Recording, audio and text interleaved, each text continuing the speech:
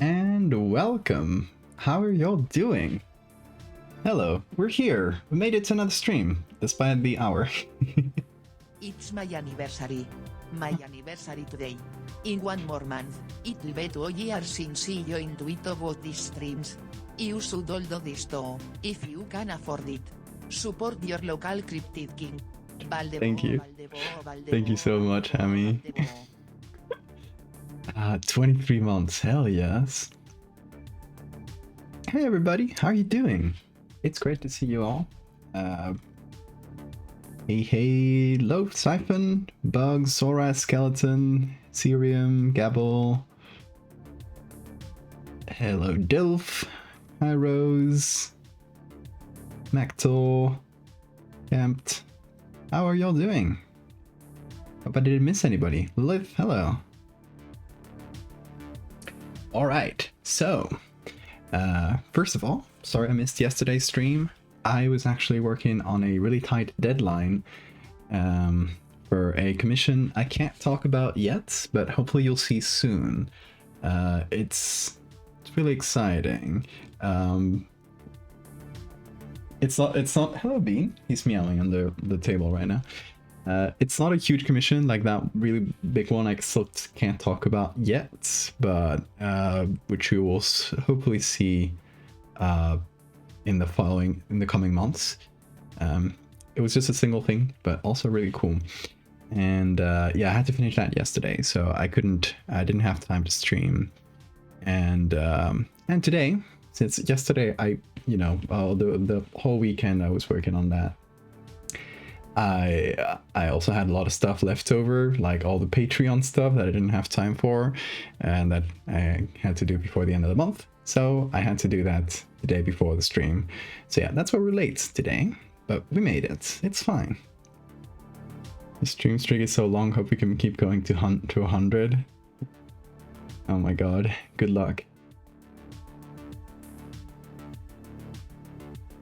Have a spine can offer if it's needed.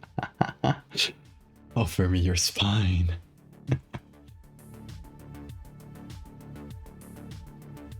Can you explain the post you made on Twitter with the mirror? What did I make with the mirror? Oh yeah, yeah, hold on. Give me a sec. You must be talking about Dagon Collection one. The mirror. There is a lizard eye looking at us, with a slit eye looking at us subtly in the reflection. Yeah, that was fun. I made that whole reflection from scratch, because obviously like getting actual pictures of mirrors is like, you're just gonna get a picture of the reflection that mirror showed, so it's not something you can really reference from real life. So I had to make up kind of a plausible background, give it a bunch of like shiny effects, kind of like it's not a perfect mirror, and then I added that subtle little thing because it is an eldritch mirror.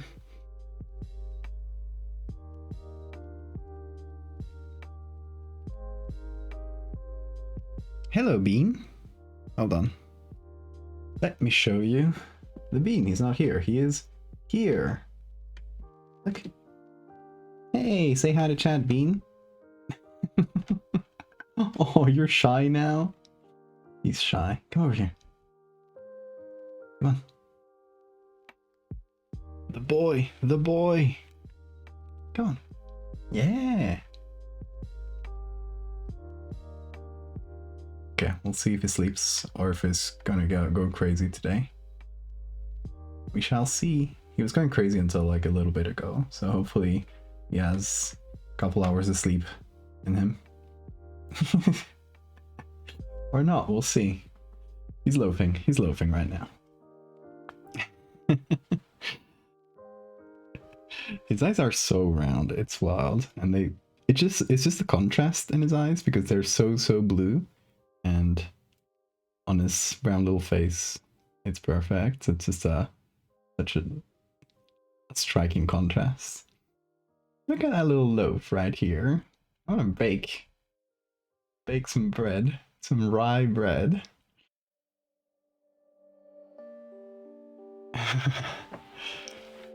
Stares into your soul, blue eyes meme. Yeah, it is. Okay, so today, let me see. Did I tweet about this or did I forget? I did. I did send a tweet about this. Hello to everybody who's coming from Twitter.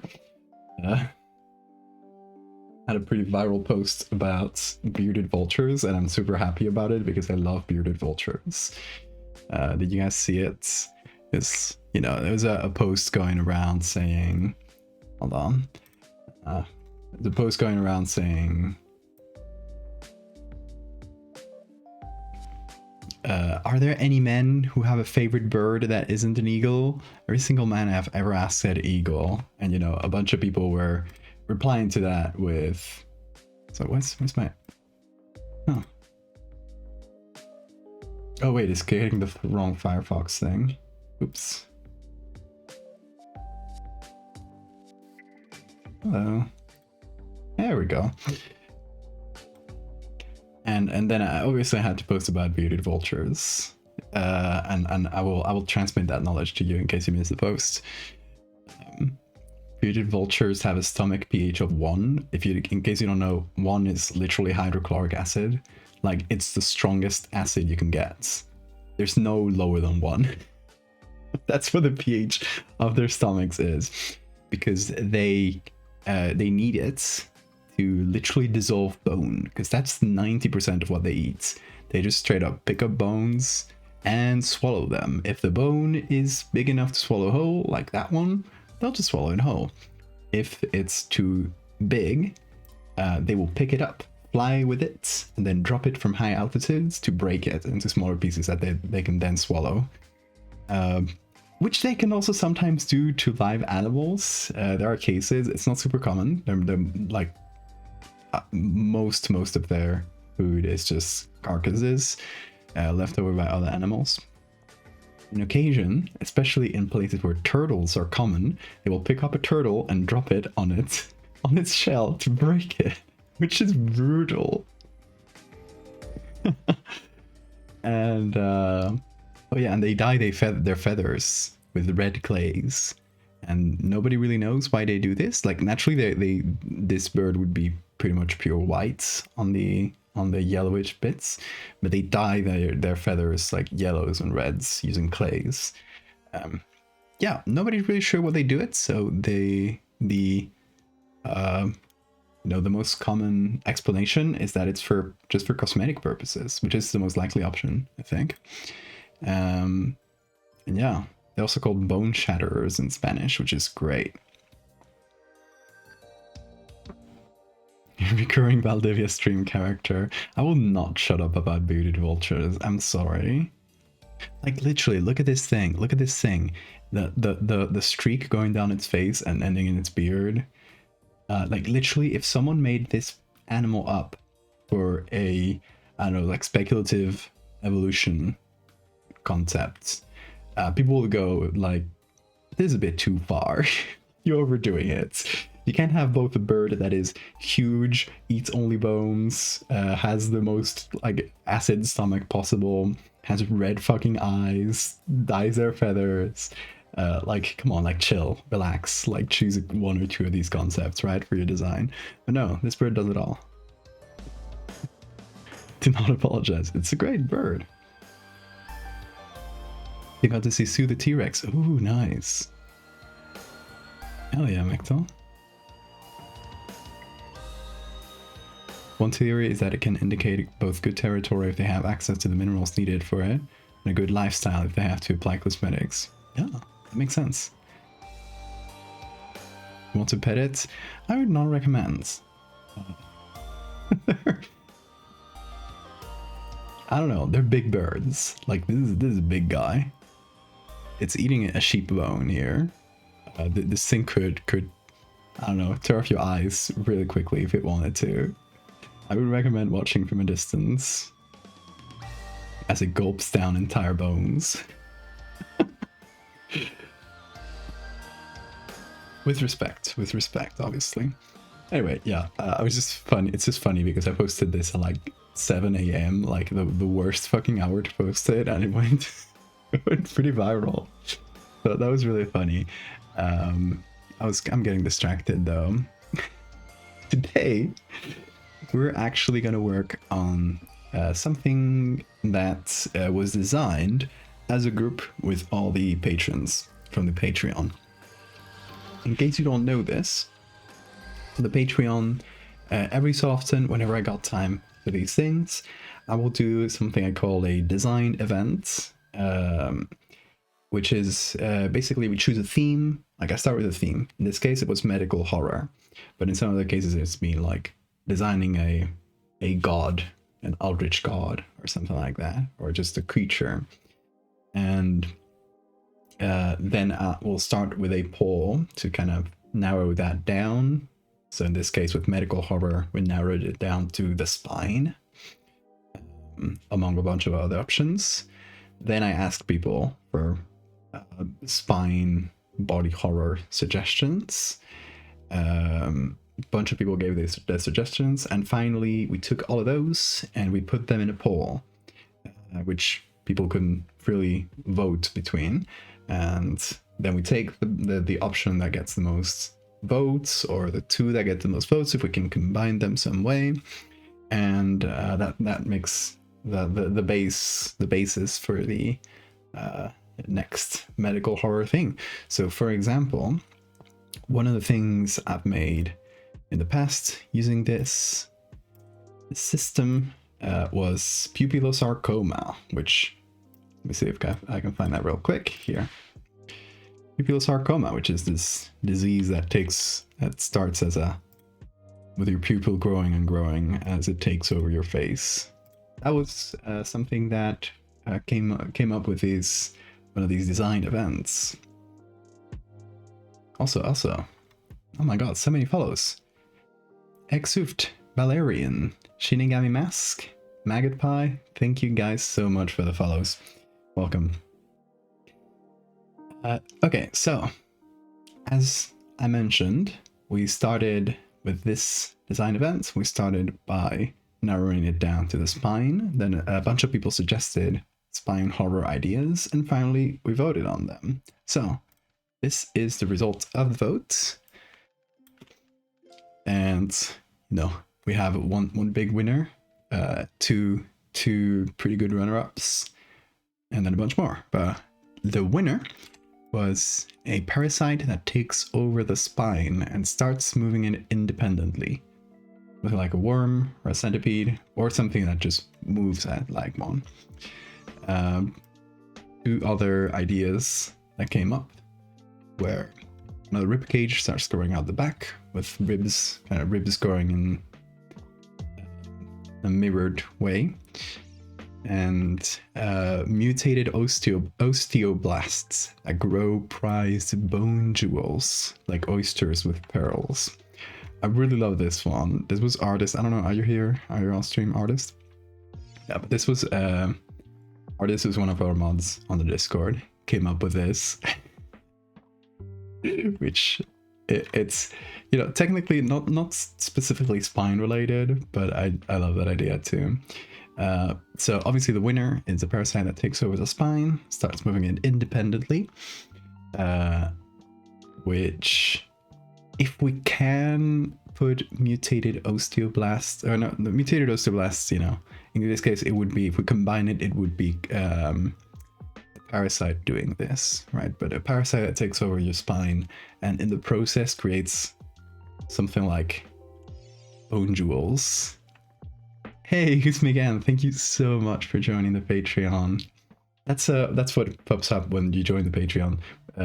I couldn't change that text. It's just kind of boilerplate alerts, but it works. Now we know if people join the Patreon. Oh yeah, by the way, let me put up a Patreon link in the chat, because this is very important. Today is the last day to get the April postcard. If you subscribe quickly, the time zone for Patreon takes like West Coast time zone, so as long as it's still April in the US West Coast, you're fine to join the Patreon and you'll still get the postcard. If you get it like right after the time, I'll still send it to you. But yeah, let me show you the postcard that I made, because it is great. I'm proud of it. It's a smile. So yeah, that's, if you join the Patreon tonight, you will get that postcard because you're still within the billing time for April. If you don't care specifically about this one, you want to get the next one, you can just wait and join tomorrow and you'll get the one I make for May, which still doesn't exist, so I can't show it to you. But just to finish the Patreon, sorry if I'm annoying with this, but this is important points. Next month on the Patreon, so if you subscribe at any point during the month of May, also counts if you subscribe today and it just rolls over into May, so you get into the May like billing cycle, you will get a second postcard for free. Every Patreon subscriber that gets any, like from any of the two like physical tiers, will get a second postcard for free, because I do this every year on the anniversary of me starting the Patreon. I do little commemorative postcards with a bunch of different edits. This is the one I made last year. Gonna go with a different style this year, but you know, there's a vibe you can expect. A bit more of a commemorative postcard. But yeah, that's the end of the pitch. You could do the rib thing with the spine worm / centipede, like the legs of the centipede. That's true. If it can influence bone growth, could work. So what I was thinking, something that literally moves your spine without your inputs. There's two options here.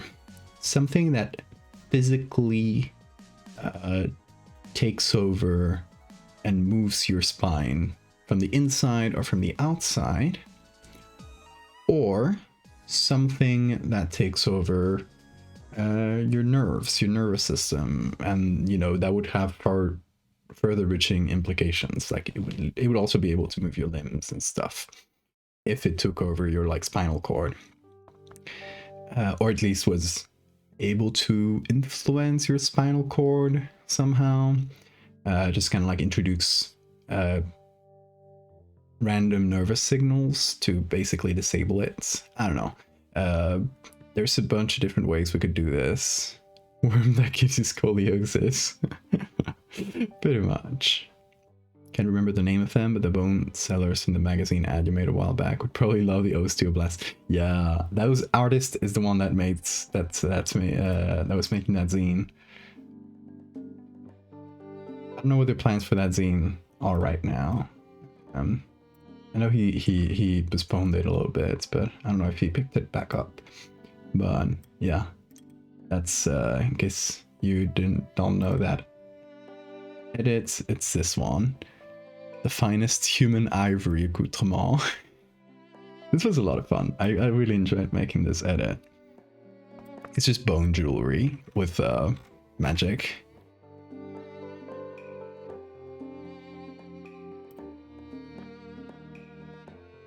Yeah, artist was behind the bone jewel suggestion. It's a very him type thing. Also, Dogzor and Pelacake, thank you guys so much for the follows. I'm so proud of the gift that lives in each of us. It's great. That's so good.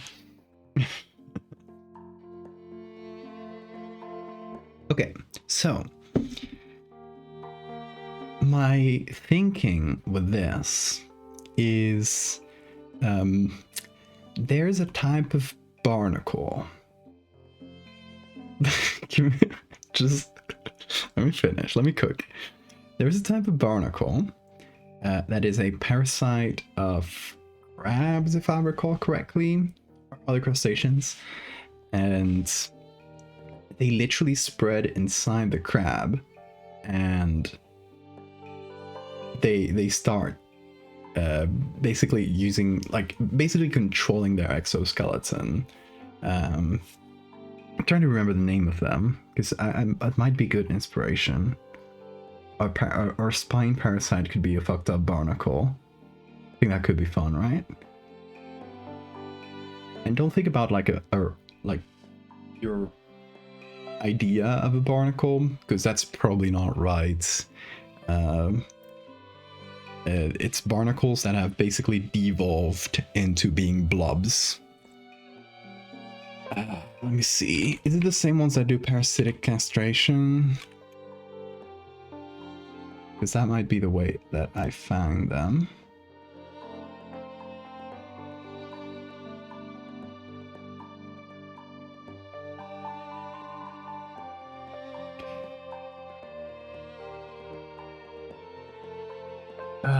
What is the one? Okay, hold on.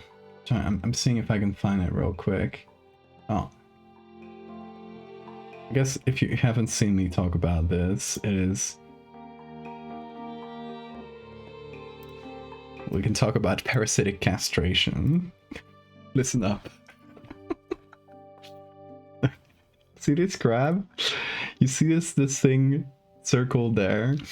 That is Saculina, a parasitic barnacle, Saculina carcini.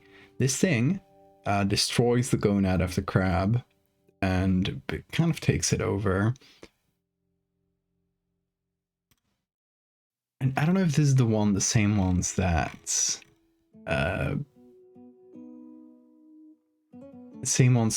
take over their exoskeleton.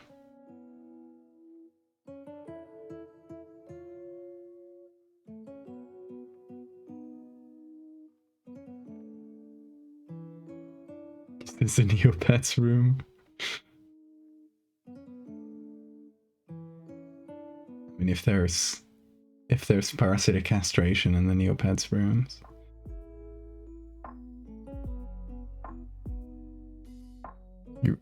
You learned about rat lungworms. What are rat lungworms? Let me look that up.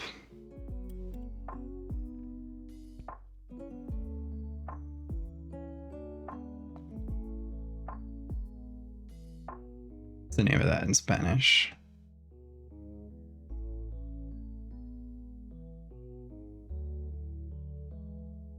Strongiliasis. Oh, eosinophilic meningitis. Yeah. Bugs in the worms in the brain.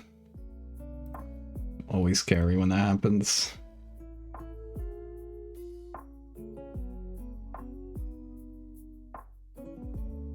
Pulse consumer.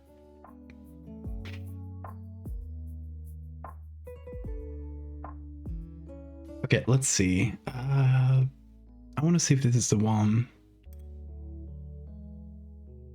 Oh, they infect a bunch of different things. Oh, look at this one. Oh, poor thing. These are all parasites.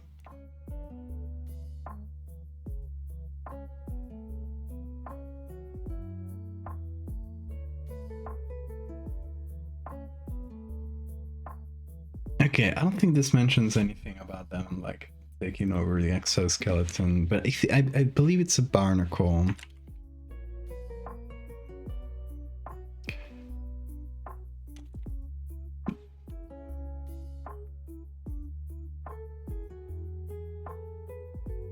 Let me see what I can find.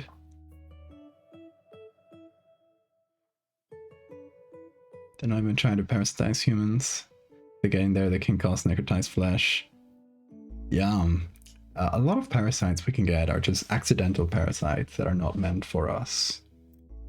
But you know, we accidentally like put ourselves in their life cycle.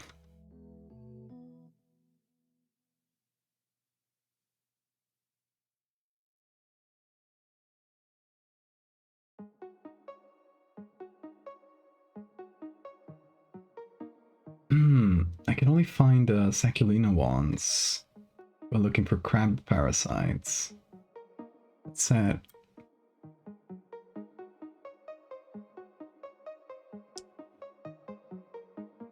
They're so weird looking.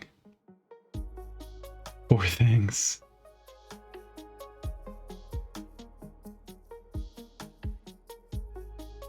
I love when my boat means something.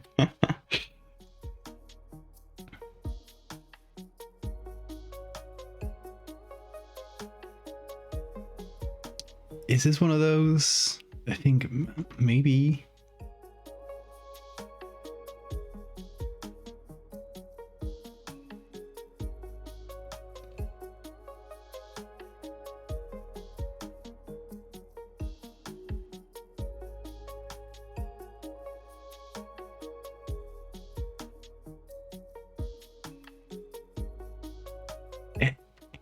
It is Saculina.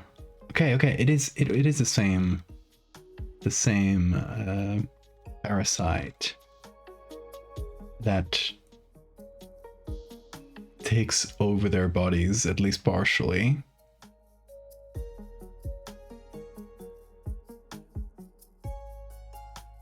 Okay, these parasitic barnacles belong to a group called Rhizocephala, and the body of the adult parasite can broadly divide into two parts. The bulbous reproductive organ that sticks out, and the interna, which is found inside the host's body. The interna is a network of root-like tendrils which wrap themselves around the host's organ.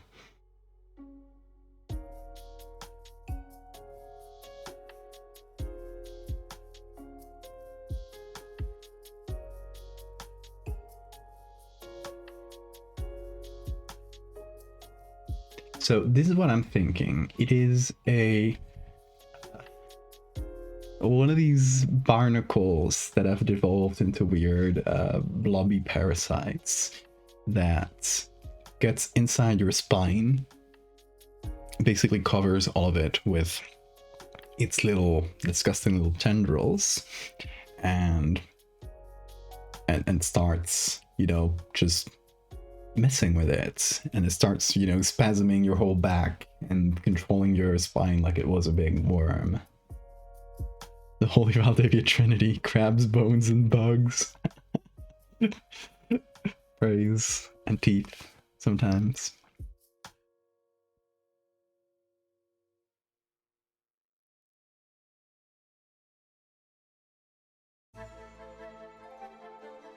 Gonna save up a last load of bad points and redeem them for a ton of IRL googly eyes. Oh yes. Praise.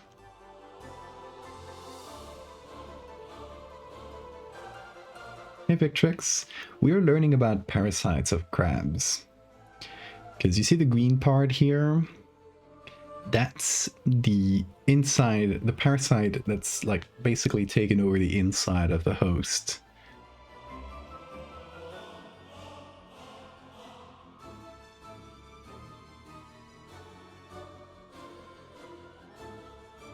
Okay.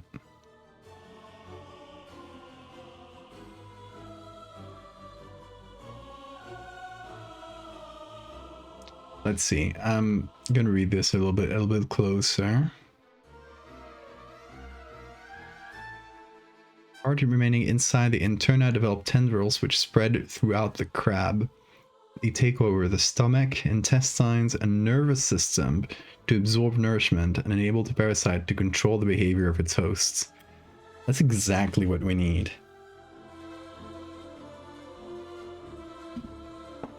Teeth are bones. Kinda. Partially. Teeth are weird. They're not quite bones. They're bone-ish though. Bone-like creatures. There was a case of someone getting a barnacle growing in his foot. Really? Ouch.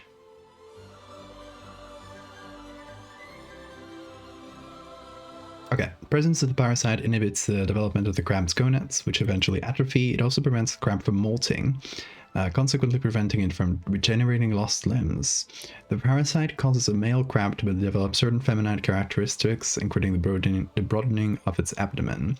While in females, the abdomen becomes narrower and the pleopods, whatever that is, degenerate. The eggs of the parasite develop in the externa, a little blob outside. Both male and female crabs carry these eggs around, secured under their abdomen. in the way that the female crabs normally care for their own brood. If the parasite is experimentally removed from the host, female crabs usually regenerate their ovaries, but in males, sex change takes place and they develop ovarian tissue. That's wild. Free bottom surgery. The eggs inside the external are fertilized by male larvae, which enter the sac through a pore. Ugh. These males are tiny, never become adults, and soon die. However, the female, excluding the externa, can live for as long as the crab host survives, perhaps 1 or 2 years. Hundreds of eggs are produced every day and remain in the sac for about 6 weeks. When the parasite eggs are ready for release, the crab will climb onto a rock, bob about to release them, and waft them on their way. The crab will literally do the parasite's bidding. It's like, ooh, time for eggs. Let's climb a rock. Let's wash them away. Wilds. Teeth are like the virus. I'm not alive or dead, but a secret third thing being but out of bones. Yeah, exactly. Yeah, when it's the Barnacle. Transparasite surgery. What was that? Oh shit, there's a mosquito floating out on my hand. It scared me. Just like floated down gently on my hand. I should have caught it, but I was too late. It surprised me. Yes, we have talked about Saculina before. But today we are doing something inspired by Saculina. Without the trans thing, they're gonna take over your spine instead. So, how does it infect? Right, a female Saculina larva settles on a suitable crab host, crawls around its surface until it finds a suitable spot, such as the base of a bristle. It then develops into a form called kentrogon, which inserts a stylet into the crab and pushes its way inside. In order to do this, she has to shed her outer hard shell first, then moves inside the crab and the sac is pushed outside in the end. Okay, interesting. I always thought that these sacs were like their main body, but it's just a thing they pop out later.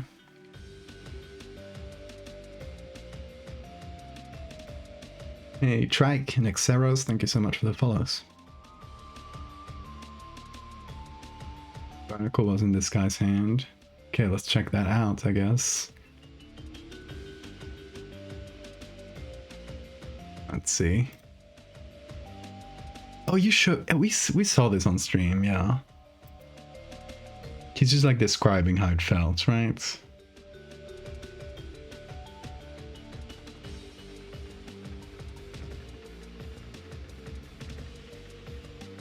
Do we have...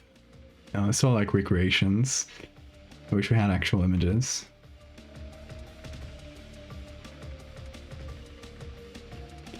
Okay, so I think that's the game plan. What do you guys think? Especially interested in hearing your opinion if you voted on if you're a patron and you voted on this poll. I'd love to see what you think.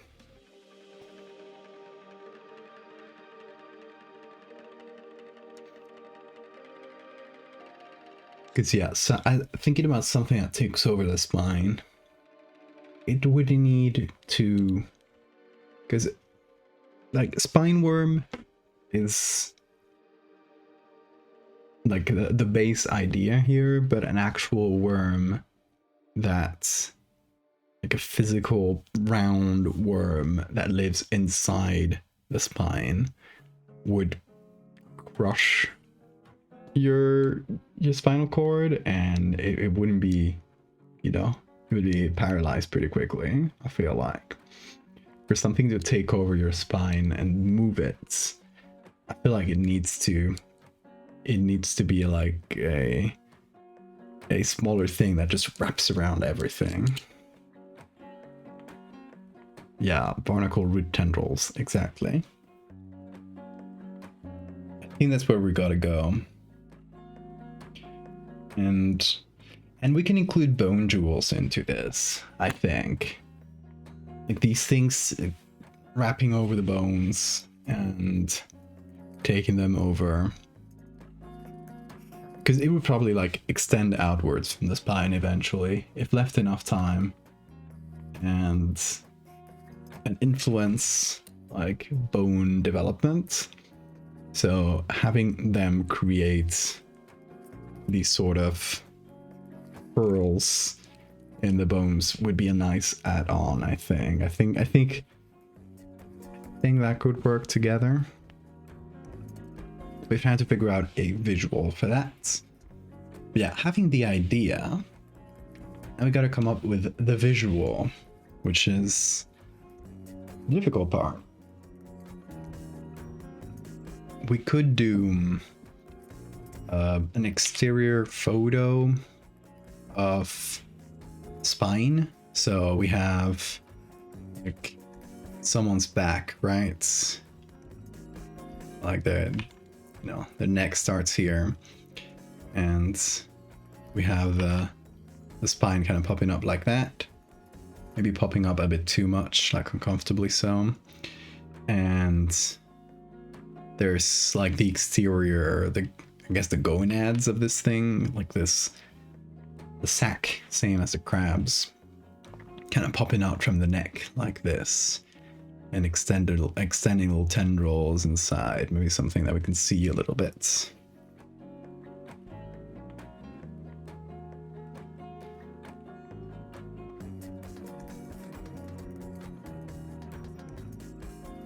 Maybe we're seeing it through imaging where the dye only affected the worm or the spinal cord. It's possible. We could do, yeah, and because if we do an X-ray, the things with like spine X-rays is that it's just a bunch of bones, and there is a spinal cord inside, right? But on the X-ray, it's you don't really see that very well, right? It's all, you could basically only see the bones. Right, there's like a bunch of other stuff they have on the sides here. So seeing the spinal cord in here would be really hard. But in a CT or an MRI that can take slices out of the body, if we take a horizontal slice that basically cuts right through where the spinal cord is, making this really small, but you get the idea. We can see the inside. So that would be, if we go for imaging, I think it should be an MRI or a CT. Yeah, surgery is possible if we take like spine surgery, but I feel like that would be very gory. Like that's why I tend to avoid pictures of stuff doing surgery that has a lot of blood and stuff, because I want to show the body horror part of it without showing the gore. An image of a nervous system removed from the body. Oh yeah. Like a preserved version.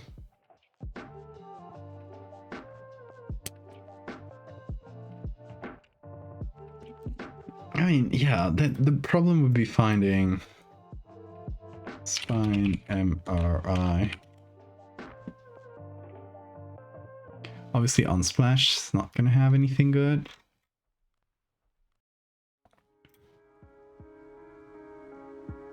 But it was worth taking a quick look.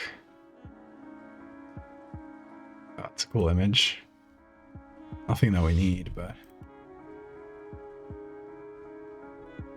you could put this, like you make this look huge, make it look like we're walking inside a huge rib cage. Might use that for something. If you already have the Barnacle, you never know. Who's controlling you? Imagine how bumpy your spine would be. Okay, so let's hop over to the browser. Oh, I nearly read this as female cryptid, but it's hybrid. So close.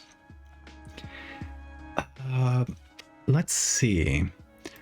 I've had good experience with Adobe Stock finding good like MRI images. So MRI spine. Bingo. First image. Free. That's like honestly pretty huge. Here's how you can see this is a perfect cut that goes through through the God, I can't think of the names in English for medical stuff. It's so annoying.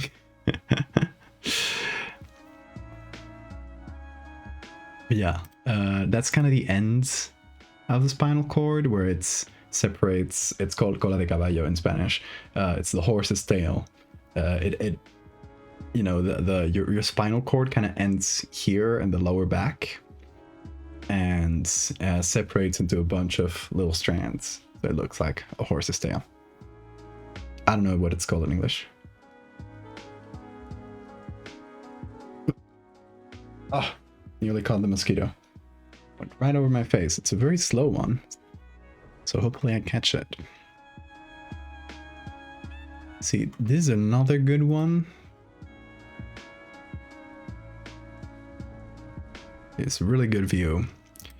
Yeah, MRIs are the best ones to see the nervous tissue. So if you want to see anything with the spinal cord, that's usually what you're going to do in MRI. CTs don't have enough definition and especially enough contrast with the nervous tissue to see that well. Was that it? That's only 16 images for MRI spine.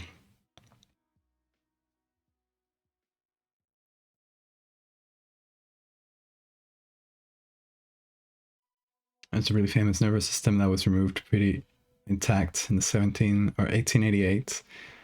Issues was it was a black woman who probably didn't consent to it. Yeah, lots of awful stuff in medicine at the time and still today to some extent.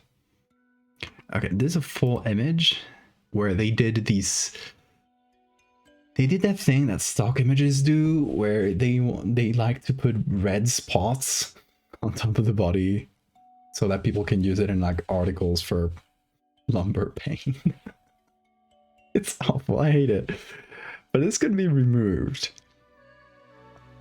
Like honestly, that's pretty good. That's, you know, we got the whole body here. And there's another one from this series, which is pretty similar to the other one we had. So, oh wait, it doesn't let me go back. Yeah, it's similar to this one. So I'm gonna get this. I'm gonna get this one, despite, you know, not being the best. Oh well, look at this one. But this one is using a funky color scheme that I don't think will translate very well to black and white.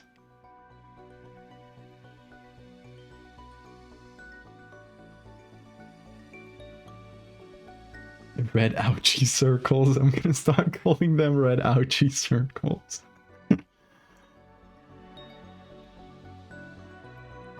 How's that crab person emote going? Oh, a friend is gonna make that, but they're a really busy animator, so it might happen in the future. We'll see.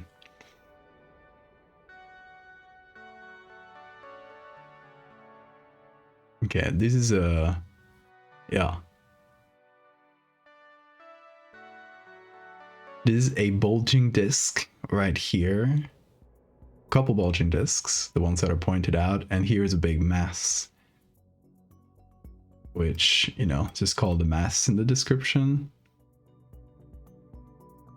So yeah, that one's already pretty messed up. So this one looks pretty good. Like, it looks pretty healthy. Same with the cervical one here, which I don't know if I downloaded. No, I didn't. Okay. So, Adobe Stock was pretty good in this case. Now let's move on to I want to look up Wikimedia, but I'm gonna look it up real quick on the other screen, because sometimes Wikimedia, if you look for anything anatomical, it'll give you NSFW. So just gonna give it a real quick check. If it looks good, I'll move it over. Oh yeah, there's not a lot, but there are some good ones. The ones from Adobe Stock are better though. We get a fairly decent cut. It's not super high quality. What is this? It's multiple sclerosis. Syringomyelia, yeah.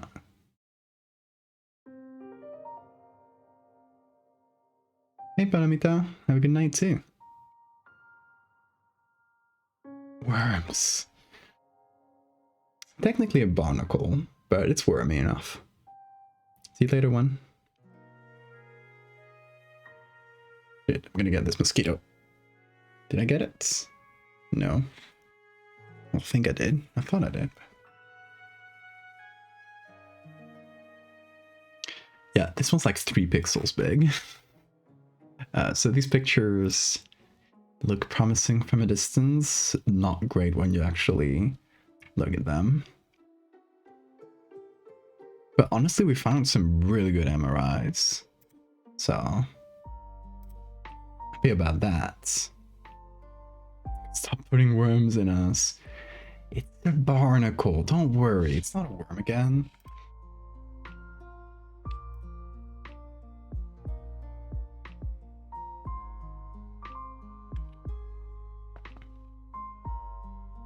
Variety. Okay, so if we do this MRI, which I think might be the best way to do this. Also, I've never done an MRI. It's, you know, for all the medical horror I've done. I guess the problem with MRIs is that depending on where you look at, sometimes it's a little bit hard to parse. Like, you gotta be pretty used to seeing MRIs to really know what's going on. I think with the spine, it's pretty easy. Like, you don't really need a degree to know that this is the spine, especially if you got a full view like this. The red ouchie circles, which that's how you remove them. Also, you go to reds and darken that. Boom. See that? Red ouchie circles destroyed. Okay, I'm gonna do a quick thing here. I'm gonna crop. I put the ratio to 4:5. So when I do vertical images, I like them to be a little shorter than when I do horizontal images. Like when I do horizontal images, I like to do 6:4, which is 3:2.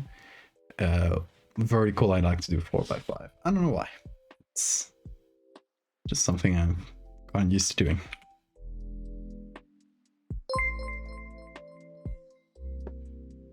Do you have red ouchie circles? Try this one weird trick to get rid of them. Doctors hate him. It's just try a hue saturation layer. I'm selling a bottle that says hue saturation layer.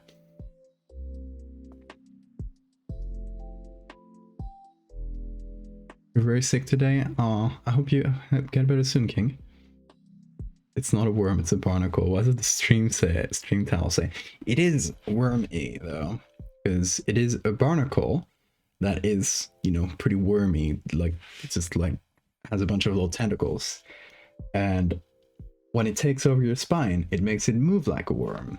That was always the intention. I tricked you all. It was never a worm. Okay, so we have this one. It's pretty good. This one's quite good as well, but we are limited to the lumber area, which is not necessarily a bad thing.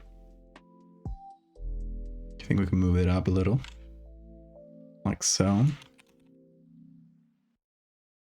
And the other one we have kind of has the same issue in reverse. It is the cervical area instead of the lumbar area. Said with the cervical area, it's true that you get, you know, you get the whole like face shape, you get the brain, so it feels, I feel like this is pretty easy to parse where you're looking at. Compared to this, I don't know. I always try to assume people don't tend to have like great medical literacy because it's not really something that's taught to most people. So I the same way every time I have to explain something medical to my parents or to someone who hasn't studied medicine, I will use the simplest words possible because people are not so, okay, this is a bit of a tangent, but when you explain something medical to someone and use medical terms, and if you go to the doctor, you maybe empathize with this, when a doctor goes and starts speaking at you in like really complicated terms, if the doctor doesn't really explain those words, it kind of feels like you're supposed to know them, so people don't ask. Out of, I guess, a sort of embarrassment, right? Like most people won't ask if you explain something really technically, but don't like stop to explain those words.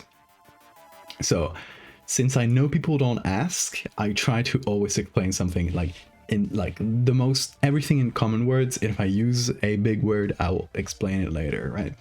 But all this to say, it's kind of the same with like medical images and stuff. I guess you can have the same effects. So I want stuff to be quite intuitively visible every time I do something like this, like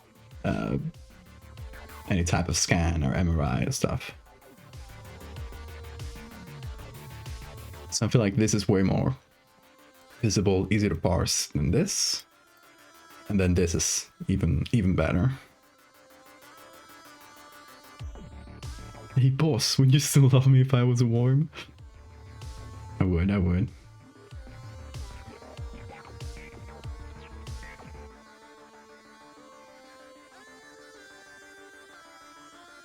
When your doctor uses words you don't understand, you stop and ask to define them. That's good. That's what you should be doing, because a lot of doctors are so immersed in medicine, they think what the words they're using are normal, but they're not. But I'll tell you, Lilith, you are absolutely the exception. Most people will just not ask and then be confused. Val, explain what spine means. It's a little wiggly bone that you have in your back. Doctors I don't explain are frustrating, but I've never been more upset than on my dentist who won't use any medical terms and make me feel like a child. It's like the opposite problem. I can't speak for that because teeth stuff was never taught to us in medical school. So doctors are completely stupid when it comes to teeth. Okay, so I'm thinking a zoomed in version of this could potentially work.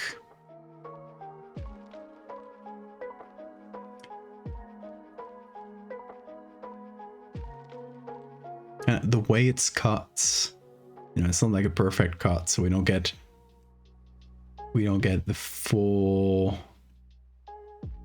way in. Like this bit is a little sideways because, you know, people can't stand perfectly still.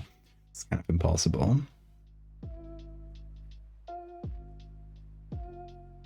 Hey, Suzo.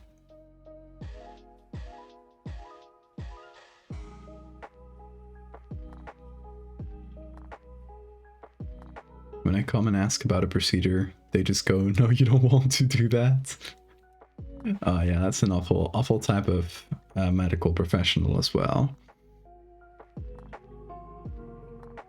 Those who just know what's good for you and don't let you have any say on it. And it's kind of a very old school type of medicine.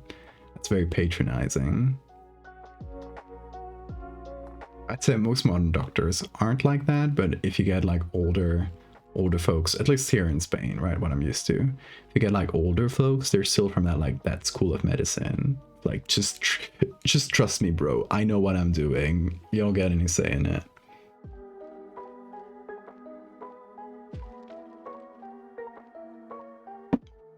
Oh, good luck with the new doctor, Suzo.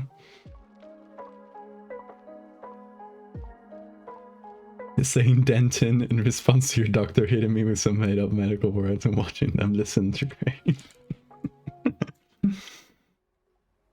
That's true. Doctors are scared of teeth. We don't understand them.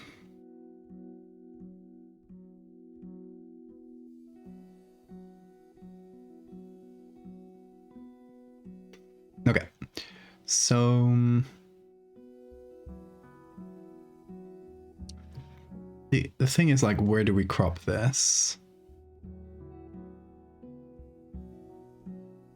I feel like if we can see a little bit of brain, it's probably better.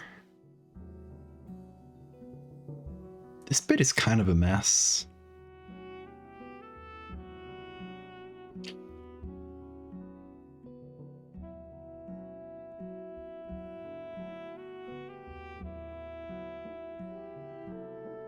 Yeah, this is definitely better than this, even though we don't get the full face.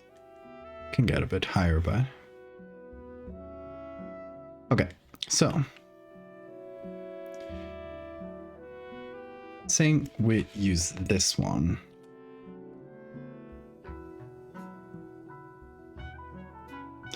How do we make the worm... What do we make the worm look like so it's easily visible on MRI, especially with for someone who doesn't have a training, because realistically it would be like little strands around this, right? We would just kind of cover it, and maybe like the inside too, and have little strands kind of connecting that. That's probably what it would look like realistically.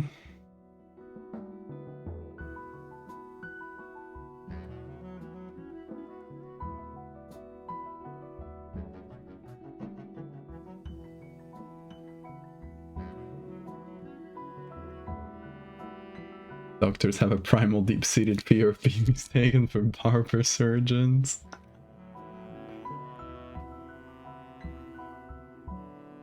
Scared of teeth? No, I'm fine with teeth. But I scare people with them.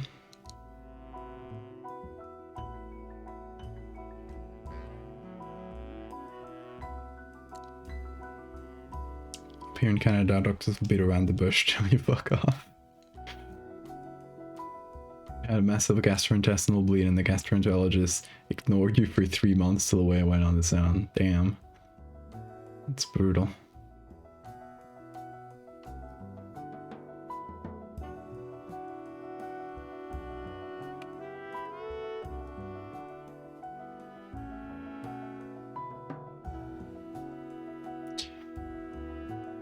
Okay, so something that sort of takes over the spine like that.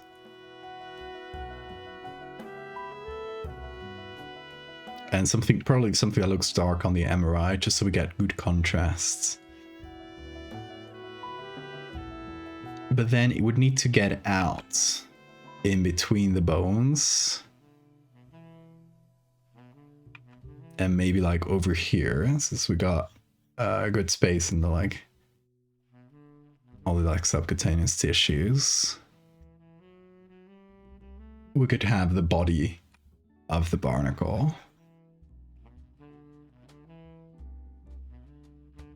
Which could be mostly dark, just so we get good contrast with the fat. if you want to know if what you're looking at is an MRI or a CT scan, the biggest giveaway, apart from the resolution, like MRIs are much better resolution. They just have a vibe too. You learn to recognize them. But when you're starting out and you want to know if it's an MRI or a CT scan, you look for the fat, so right under the skin. If the fat is super bright white, then you're looking at an MRI. In case you ever need that knowledge in your life. Super useful knowledge.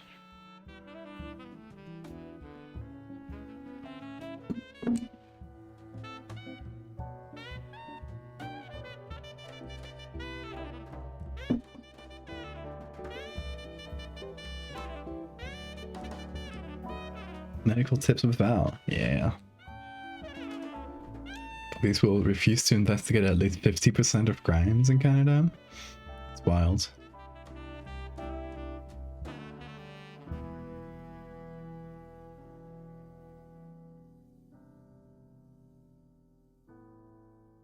Also, hi Craig. The fatter the worm, the better. True, but this is a barnacle. I tricked you all.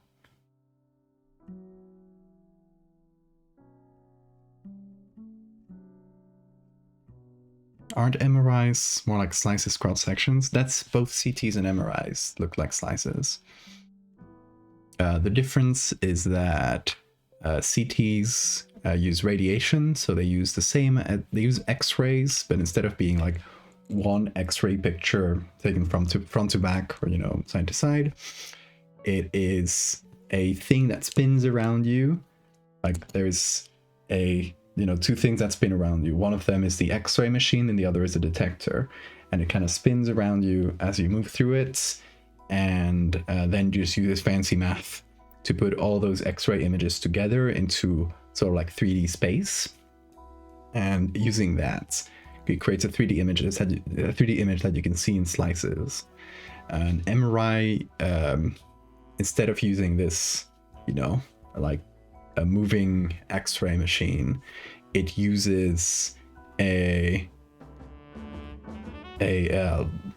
huge magnet basically that basically affects all the water in your body. It's a magnet so strong that it slightly influences the water in your body, and when the magnet turns on, all the water molecules kind of align because they have a little bit of magnetism or polarity. They align, and then when you turn the magnet off, they go back to their normal state again, and they release a little bit of energy, and that energy gets picked up by the MRI machine. Again, fancy math, gets put into 3D space, and that's how you get these images. This is a very dumbed down explanation. MRI machines are wild. They're like magic, but that's more or less how it works.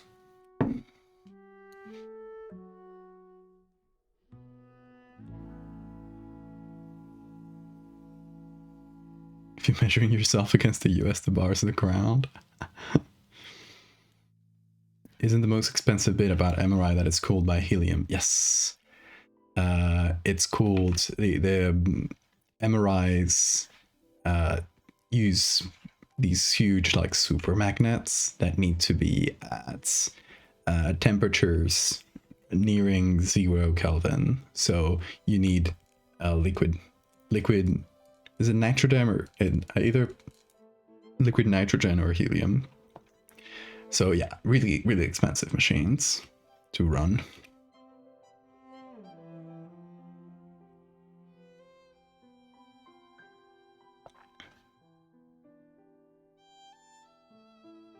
Okay, so this is like realistically what it would likely look like, just a little sheath around the spine. But I'm thinking, is there any other like better visual way of showing it? I do like the body here, or sort of like the gonads, I guess it would be. But apart from that,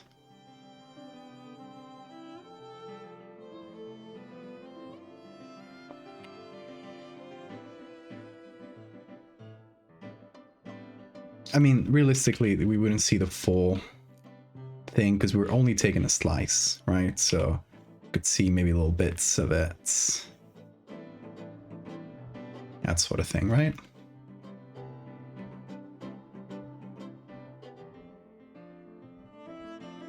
I don't think nitrogen gets cold enough. Possibly. I don't know. I don't remember.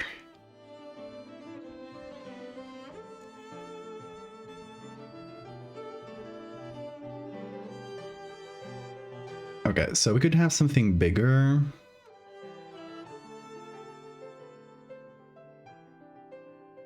Like this. Right? Like something that is physically coiling around.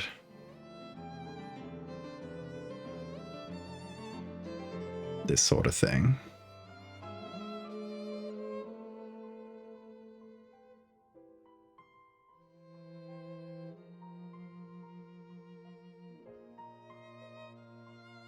So every time it coils, you get one little chunk like this, which can be like this if it's really tight, or it can be, you know, longer like this if it's not as tight, if it's more like this.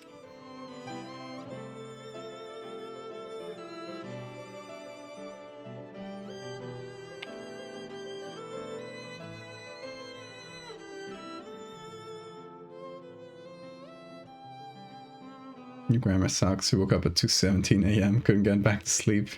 Or doctor's appointment in 5 hours. Oh my god. I guess we're coming in right at the best time for doctor talk. Are we not, Les?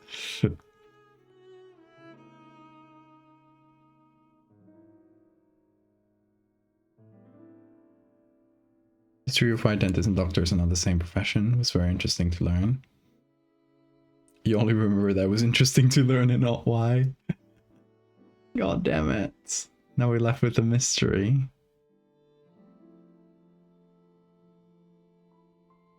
Okay, so this might be what it looks like if we only get like a single strand like this.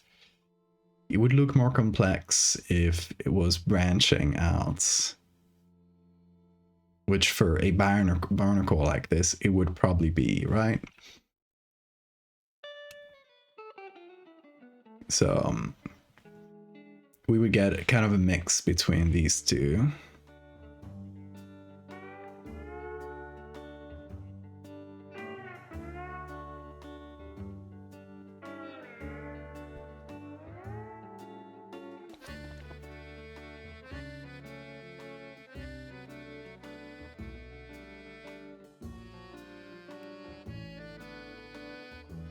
No real doctor would open the body. Yeah.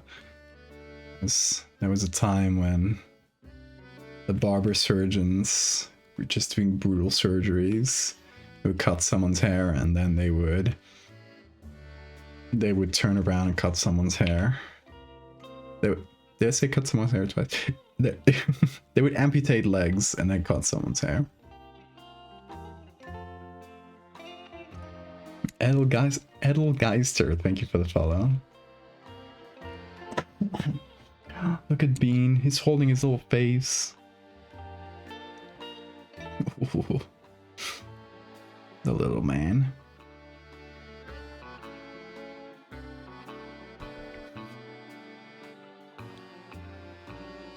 Yeah, the dental hygienists tell you that inflamed gums were due to you not brushing your teeth, even though it was super wisdom teeth. For removal in 3 days. That's wild. A third hygienist tell you that I was lying when I said that your saliva was highly acidic, saying that it wasn't a thing, even though your dentist was corroborating your claim.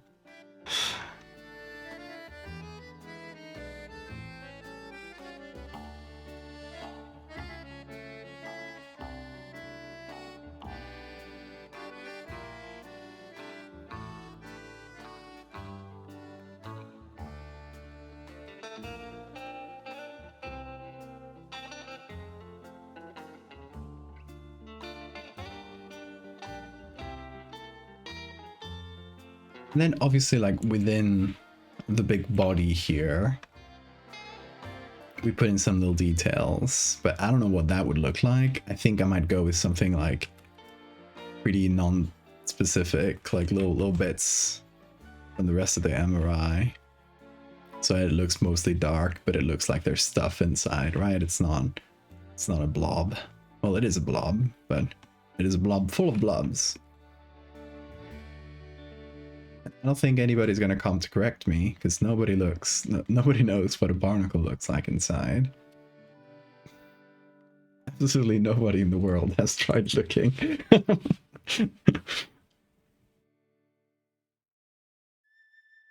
Blobful, exactly.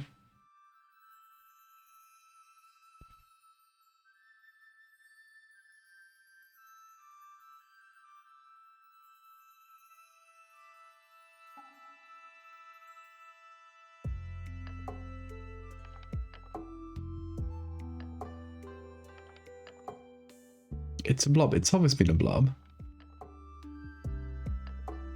Gotta pay attention.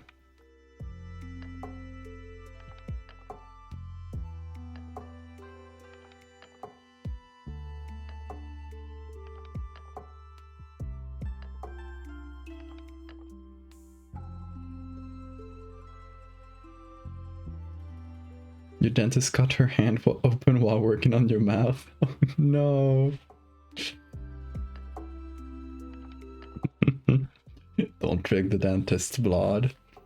It'll infect you, it'll turn into a dentist. Imagine that sort of fate.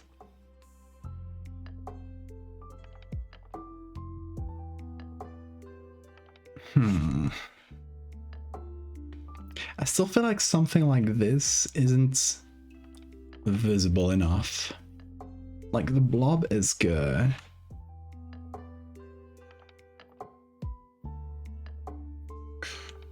I need something that's more intuitively visible. Without being like unrealistic. Because it still has to be, you know, a slice of something.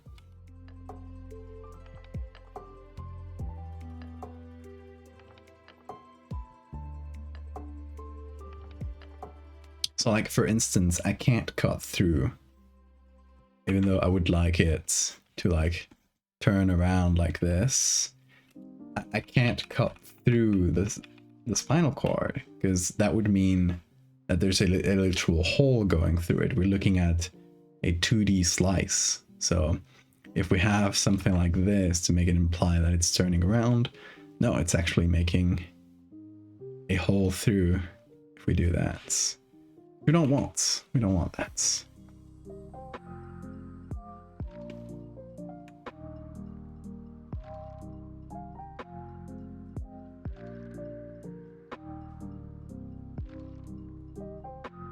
Yeah, I'm glad I've never had a bad experience with a dentist after reading y'all.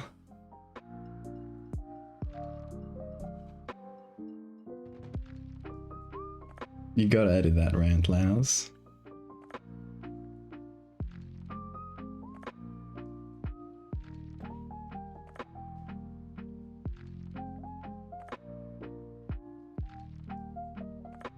Okay, we got the base, and now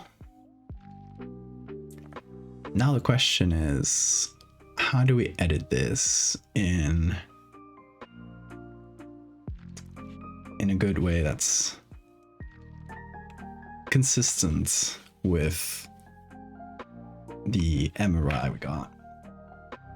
I'm thinking, first of all, we can cheat a little bit, and this person has a few like bulging discs, which is just normal with age. You know, it's really common to see. But I feel like we trick that spine into bulging a little less. It's gonna give us more space for our cute little wormy. Oh, hold on. I wanted to have like more more space up here. I do have another Rai. You think maybe I can fuse them? Let's see. Let's start right here.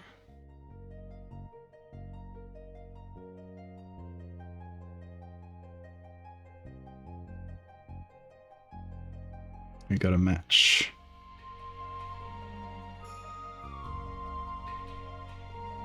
More or less every area. And then count the vertebrae, perhaps. Can't see which is which. Oh, I can't see which is the first one. It's sort of muddied in the original.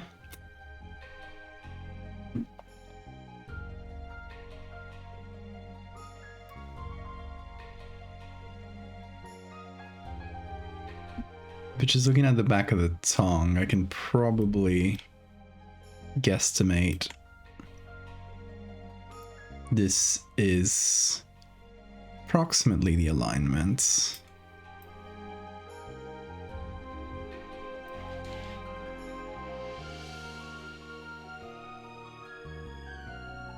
In the pretty different bodies.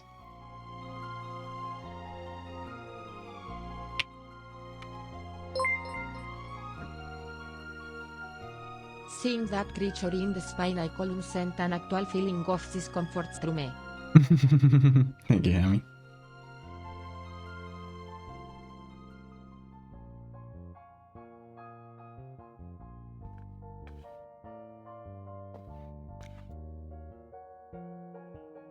Hold on, I'm not catching up with chats. Let's go back after the note-taking session. What you taking notes on? We're talking about hypermobility.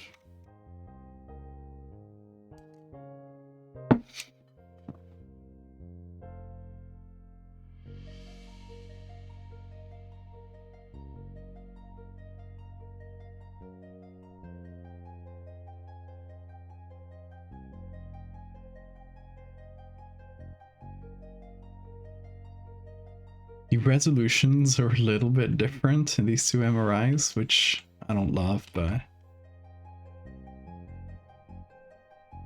they can technically be combined.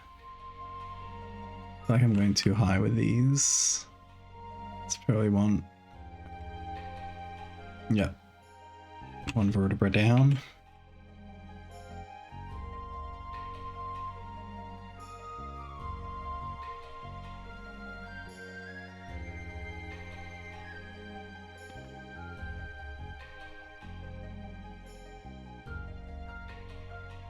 What happened there?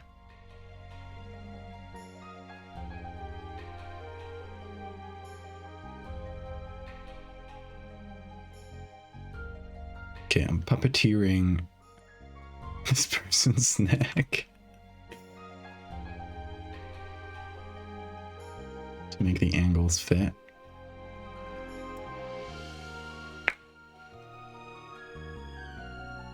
You're writing a fanfic for Metal Gear Solid 4. You need to get through writing notes on 2 and 3. And throttle the plot of MGS4 around like a dog with a stuffed animal.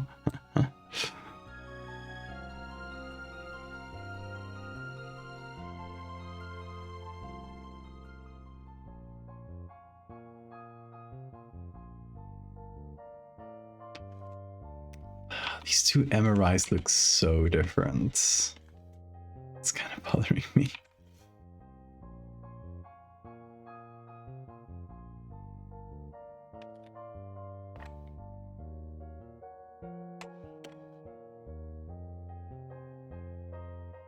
Okay, come on. There we go. Oh, I should save this, by the way. Let me save as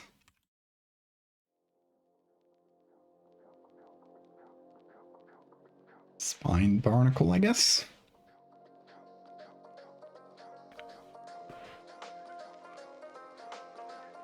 The dentist is not legally permitted to dislocate your jaw so it can work more easily. I will take that into account.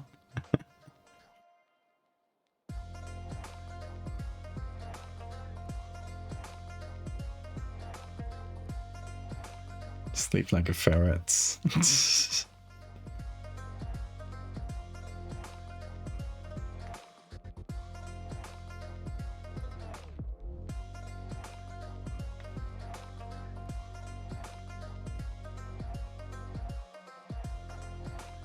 It's slightly messy, but probably not in a way where people would notice. Hopefully, at least.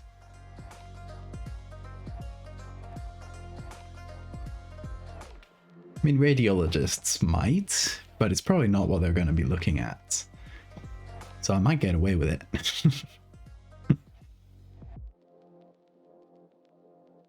Now, the good part is that just like the fat, the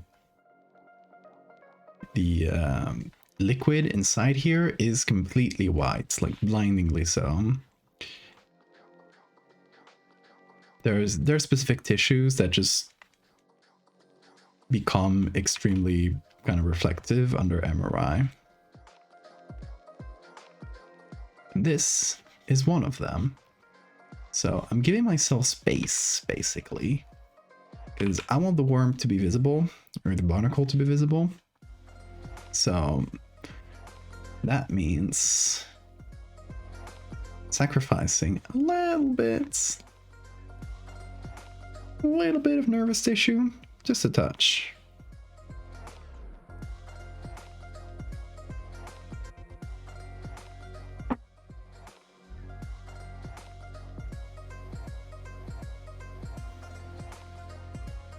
Hello, Bean.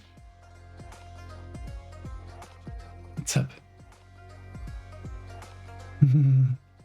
Hello. Oh, he's so sleepy. Who is a sleepy boy? A little kiss. A little kiss. He doesn't want to give me a little kiss. Come on. This is outrageous. I'm outraged right now. Lucas doesn't want to. Come on. Come on. He hates me. He hates me so bad. He wants me dead. Oh, you'll kiss my finger, but not my nose. Okay, okay. I see how it is. Insulting my nose like that. He's embarrassed of his morning breath. Perhaps. When you cuddle Bean, you promise not to. Don't use Bean as a Kleenex. There you go. Go, Bean. Go. All the way around. There you go. Now down. Very good. Come on. Up. Move a little.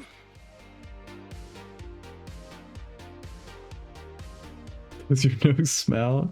Yeah, he called my nose smelly.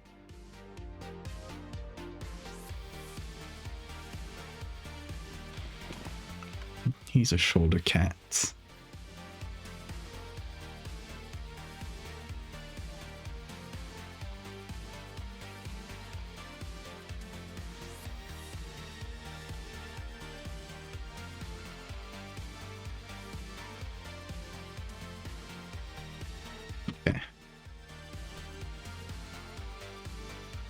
So I've gave myself a bunch of space here.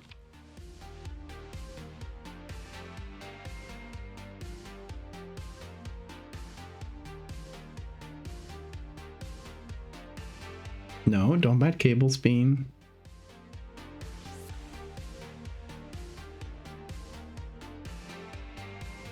Thank you, Laos, for being the quote adder. Iho upeans being keeps growing well. It sprouted so well already. I saw. Yeah. Hammy planted a bean in honor of Bean, and it's growing.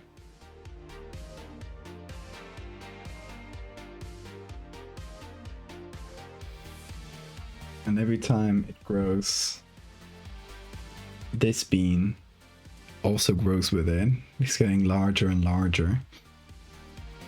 Someday he'll be bigger than me.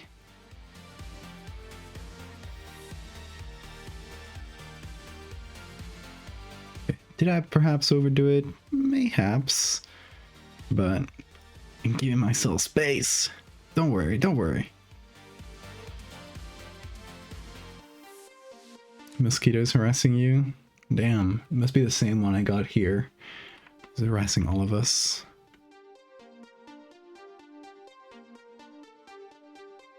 Okay, so I'm straight up painting here.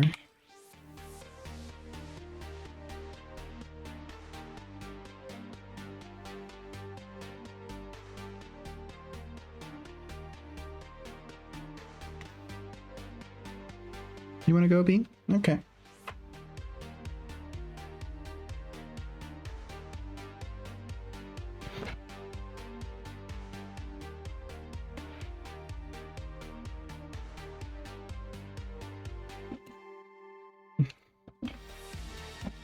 Careful, Bean. What is Bean doing? What is it cooking? Oh. He's scratching up against the mic. Yep. Look at him. Says hi to chats. If you can hear purring, that's him. Obviously. Who else could it be? I can't point the camera down at him. He's too far below it. Like, I can't point it. But careful there. Careful. Okay.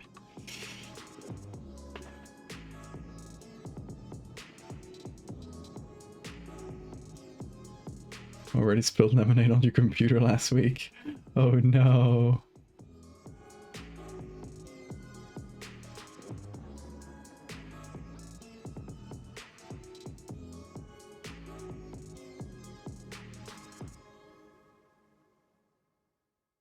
Come on, Bean.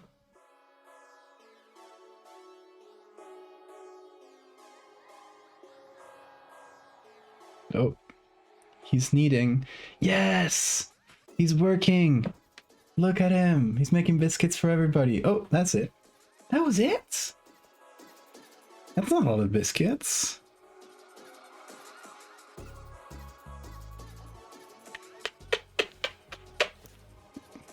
Okay. Oh, now he's kissing my nose. He finally went back on that. Which is short order. Gee. Your Honor, he's just a little boy. He doesn't know how many biscuits he needs to make.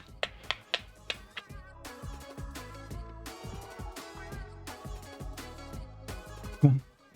Jump up. He's purring so hard right now. Okay.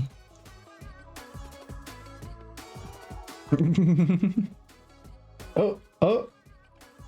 Oh boy, here he goes. He loves doing that. He'll clean my beard. He's so happy that my beard is back, because now he can clean it. He'll do this obsessively sometimes. Like, sometimes he'll just want to do this, and he'll do it for 5 minutes. Or sometimes just a few seconds, I guess. That was it. Very good. That's great. It's exfoliating. Oh, oh. Is he going again? No. He just wants scratches. Yeah, there we go. Yeah, he does that very often. He'll just get an obsession for like 5 minutes, and if I try to remove him, he'll come back and keep doing it. But I don't remove him because he's so cute. Even though it scratches a little, it's fine. It's fine because he's trying to clean me. He's trying to brush my hair.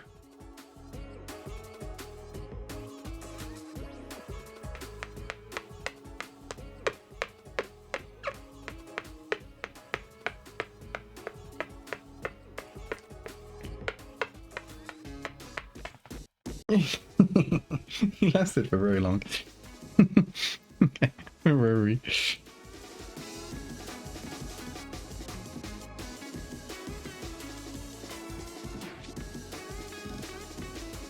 No, where are you going, Bean?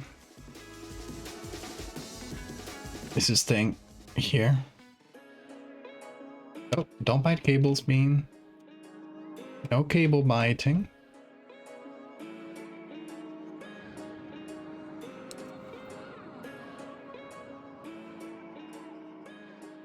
God damn it, I keep using the razor. Don't bite cables, Bean. Be sweet, be nice.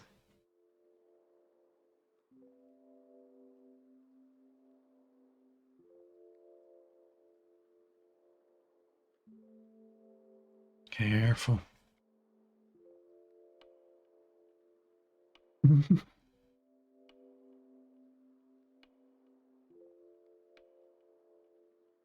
Every time he cleans my beard, he's basically calling my beard dirty, which is a terrible slight upon me.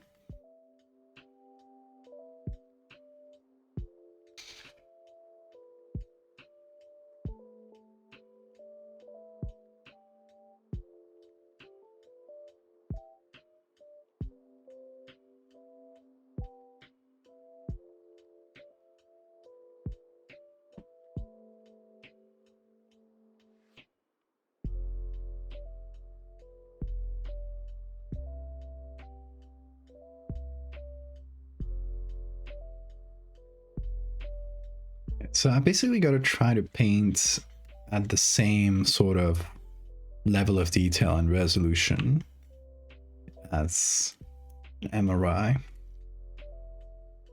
Which, honestly, it means we can get away with painting a lot instead of just getting it from different photos. We can paint, and then on top of it, we can add in, like I did here, add in some textures from the other parts of the MRI.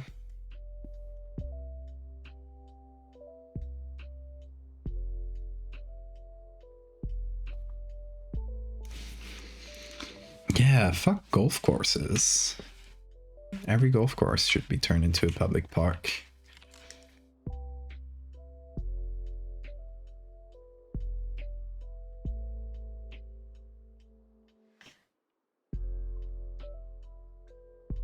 Or else wild boars should be released into them if any golf course does not comply.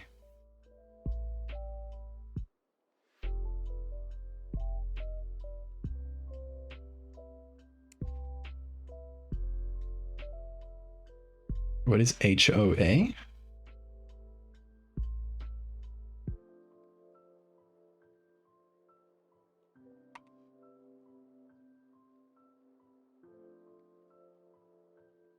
Kind of like home inspection thing?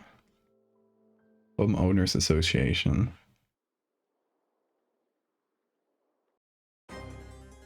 What does that do? Do they have any, like, power? I guess they can, if they can enact fees.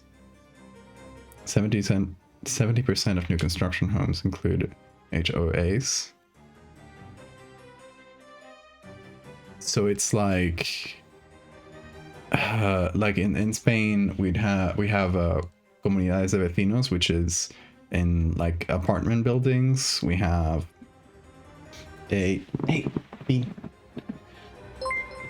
there's like a community, you know. Managing for people who think being a landlord means acting like a Saturday morning cartoon villain. So yeah, in Spain we have like neighbors communities, I guess, and it's basically for an apartment building, all like the common things, like, I don't know, if there's a central heating that needs to get fixed, the water, all the central areas, all of those, all that spending gets done by the community. And if you have an apartment in that building, you have to pay a monthly fee usually, sometimes pay extra fees when, like, if there's some repair that needs to be done that's not covered, or And go to like meetings every so often, which sounds boring as hell. I never had to do it. We ever rented in apartments. So Beanie's trying to bite the cable for the headphones on the ground because it's a little long, so he can get it from the ground.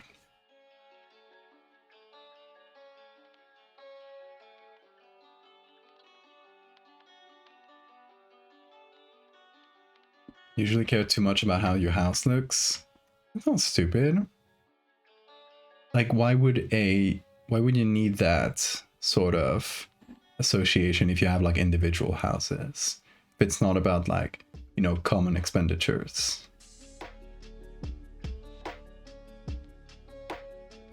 Just a way to keep up the undesirables, and therefore it's racist classes. Yeah. That sounds wild. America sounds wild, y'all.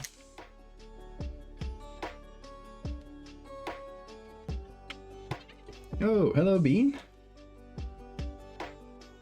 Look, Bean, we're painting a big bean in this photo. Not like you. More horrible type of bean.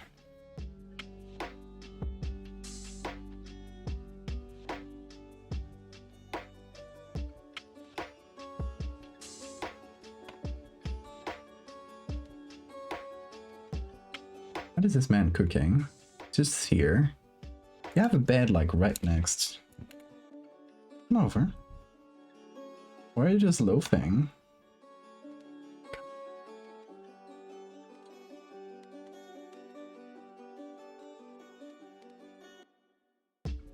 Go on. Go on. Touching the magic spots.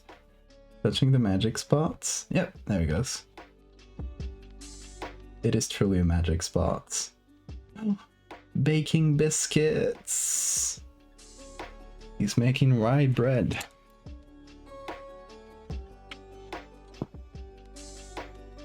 Most HOAs are run by external corporations. That sounds like an incredibly American thing, yes.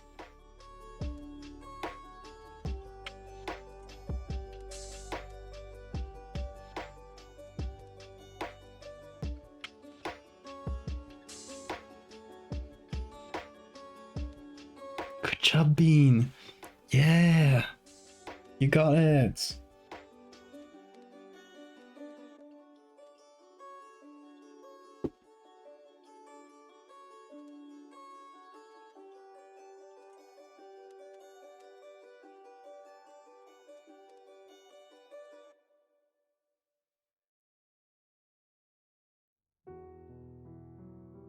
So something that's always fascinated me is the concept of lawns in like US suburban areas. It's so strange. Why does every house need grass? That's silly.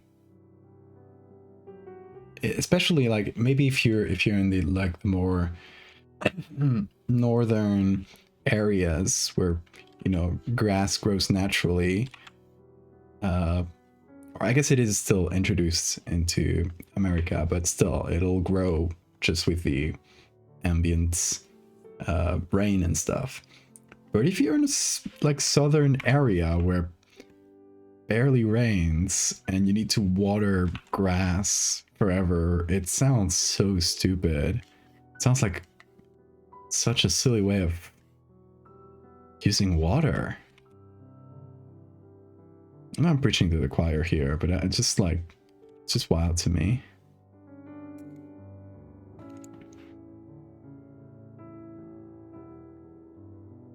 Wrong with lawns?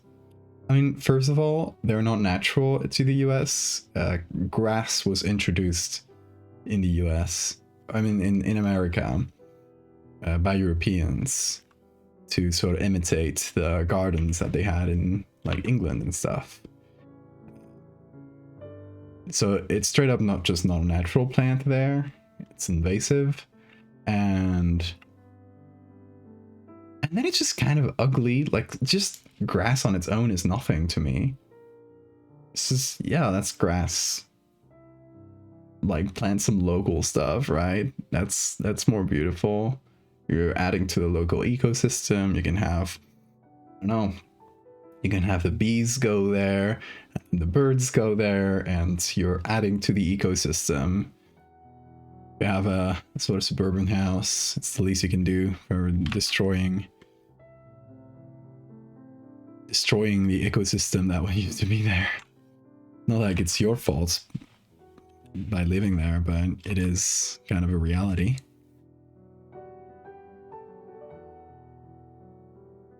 I believe grass did not exist in America before it was colonized. I might be wrong on this, but I did hear that.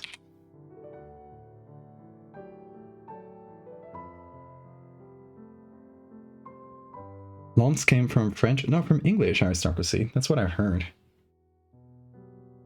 Or might be thinking about golf in Scotland, which is also a part of grass culture, the wasteful grass culture.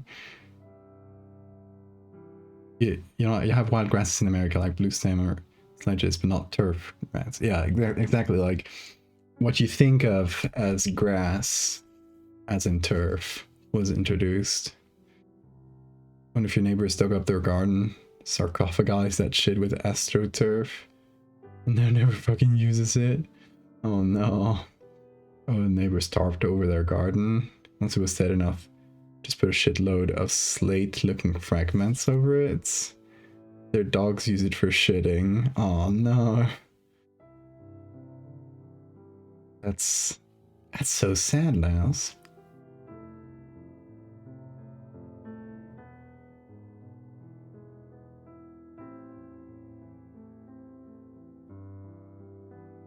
I guess if you're American and you got the choice and the means, and you live in an area where you can plant stuff, try planting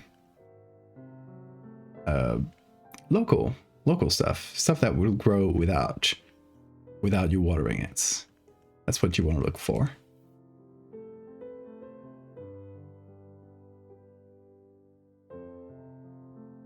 And even if it's not local, just stuff that will grow without spending water will be much less of a hassle for you.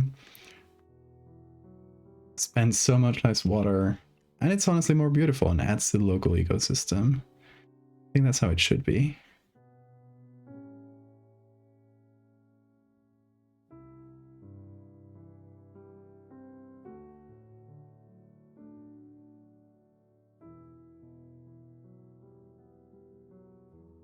Got mushrooms and wild raspberries growing natively in your yard. Hell yeah.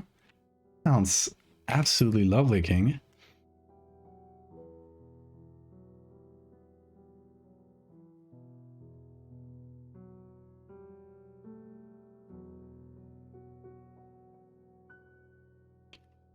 Like, for example, here in my parents' house where I am right now, there's a small yard, and it doesn't need to be watered. It's all like, not all the plants are local. There's like a small palm tree type thing, which is definitely not from here, but most of them are local. And yeah, they take care of themselves. And we have little. It's not walnuts. How do you call this? Hold on. Vienna. Hazelnuts. We had a little hazelnut tree, and the dogs have figured out how to break open and eat the hazelnuts. They'll just gorge themselves on the stuff. It's great. Love hazelnuts. Go wild over that stuff. And yeah, that's great. And then there's my grandpa's house, which is out in the village. I was there a couple weekends ago. I might go there again this weekend. It's, you know, it has a, you know, it's out in a village. It has a lot more terrain, and there are a bunch of cool trees, both local and not, but most of them local.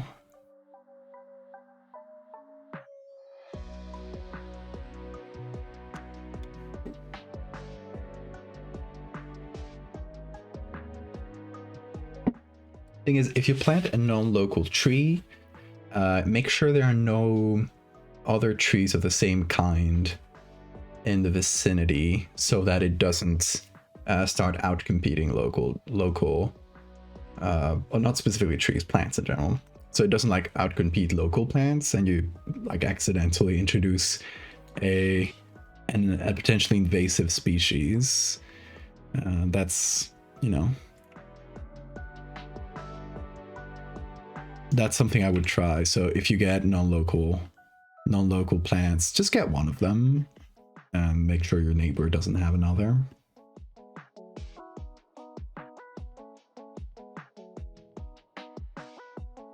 And in most cases, it'll still be good for the environment, right? It'll still provide shelter and nutrients and good stuff.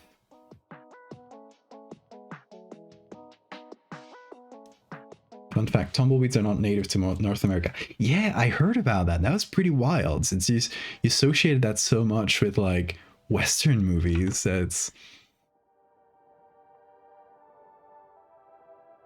kind of feels obvious that they should be native, and they're not.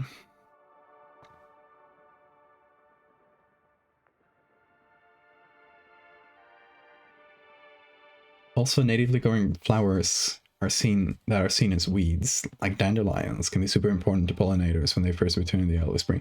Right, that's absolutely true. Getting rid of those can affect bee populations. Yeah, removing the concept of weed from your mind is much better. There are no such thing as weeds. The only thing you should maybe take care of is like, I don't know, climbing. How do you call that? Call them enredaderas in Spanish. Like climbing vines that can get through walls and can actually like damage structures. Be careful of those, even if they're local. Just don't let them damage walls. I've seen what they can do to a wall if left alone for like years, and it can cost a lot to repair that. So be careful.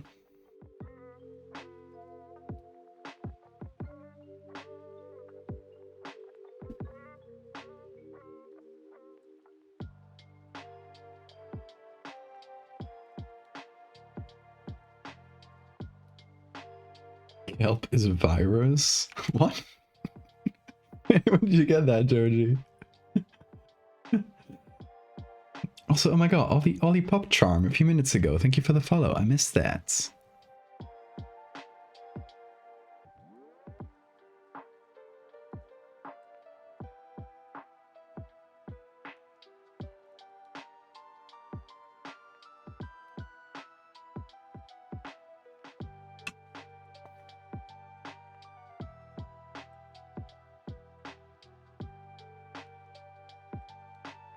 Japanese knotweed. It's peppery and delightful. It sounds great. But I don't know if I would trust myself to eat it unless an expert was telling me this is that plant.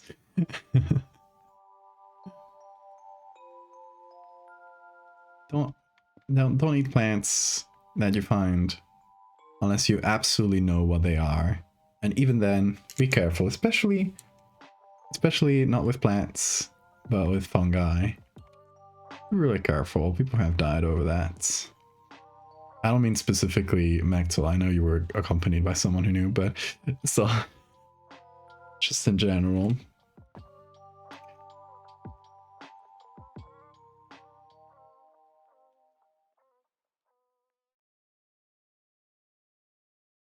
The only thing I will eat when going out on hikes, and depending on the area, because you got to be in an area that has those, but at the end of the summer, we get las moras. How do you call that? Not good at English plant names. Blackberries. Like blackberry season. When I was a kid, I used to go out, pick a bunch of blackberries like at the end of the summer, and we'd make some blackberry jam at home. It was delicious, and it was even more delicious because you felt like you made it. Well, you made it, right? But it feels cooler when you picked up the blackberries yourself. And yeah, they grow on like the side of paths usually here in Asturias. They're really common, really abundant.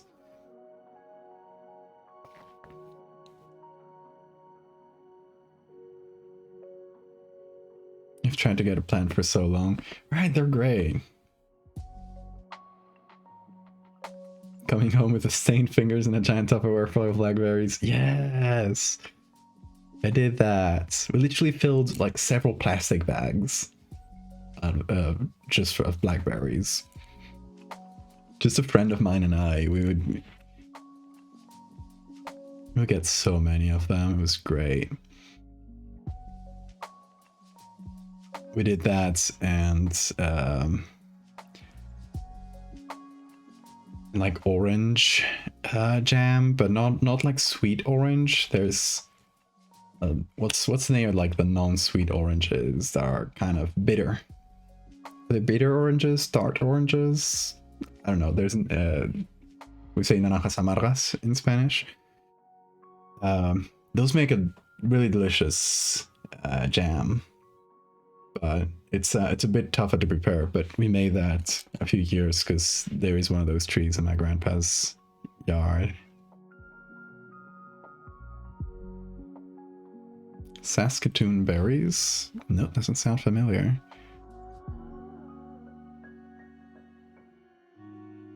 I assume they're native berries from the US?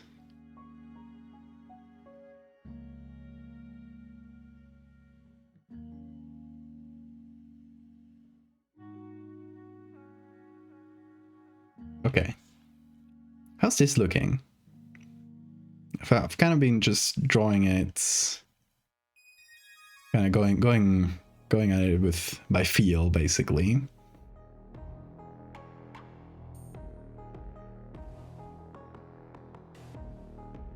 But now I started with the body. I'm kind of spreading it out.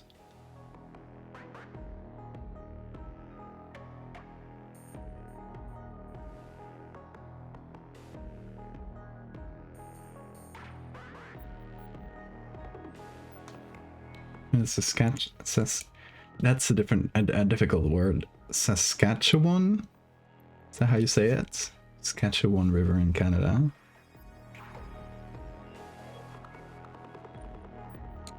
Bitter orange. Thank you, Sun Muffin. Yeah, we had a bitter orange tree in my grandpa's house. We made bitter orange marmalade. Delicious stuff.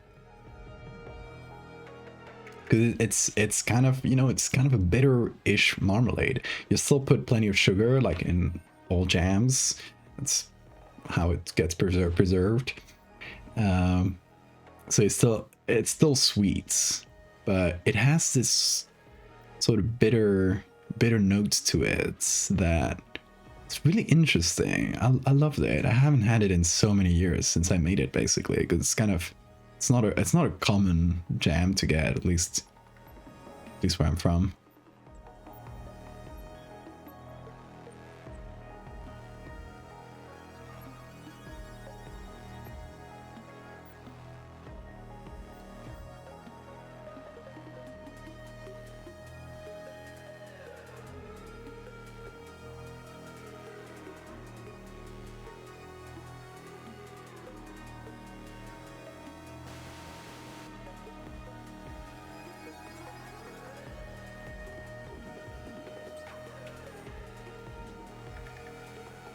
Bitter orange is also employed in herbal medicine because it has synephrine. Nice. Bitter orange's supplements have been linked to serious number of side effects and death. Yeah, maybe don't use a fruit that has actual active ingredients willy-nilly. Great jam though. Okay, there's if you see me looking around nervously, it's because mosquitoes flying around. Oh, and they're so close. Hold on. Got so close to getting in this time.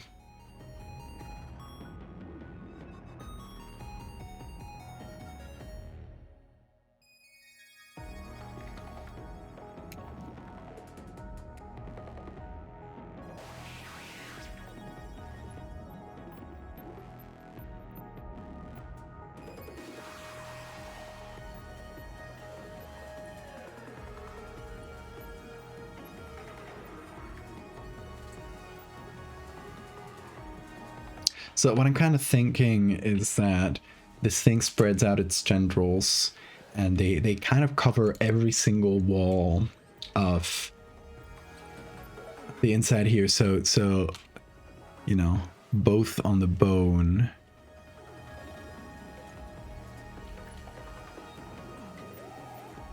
everywhere, basically.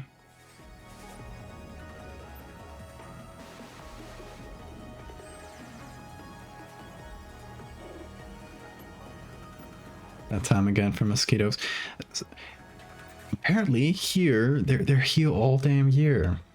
I hate it. It's one of the things I don't like about my parents' house. Is that we just live next to like a sort of swampy area. It's kind of low down, so I guess it's really good area for mosquitoes to breed. And at night, all the heat, as you can see, just from if I point the camera up, I'm like under a roof right now.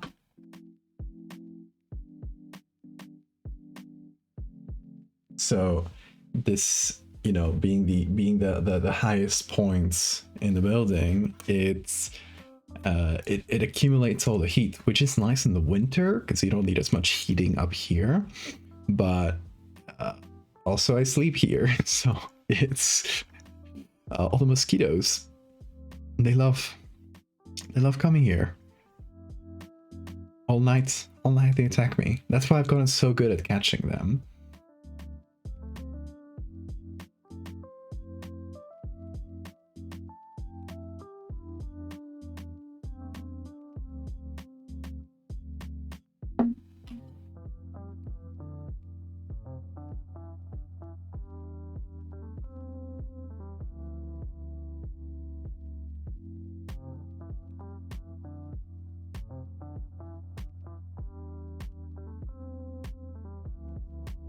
Okay.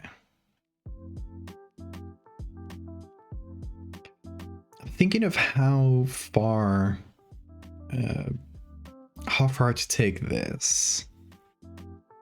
Because I feel like if I leave a little bit of the spine, or the spinal cord that's empty or normal, like up here and down here, it allows us to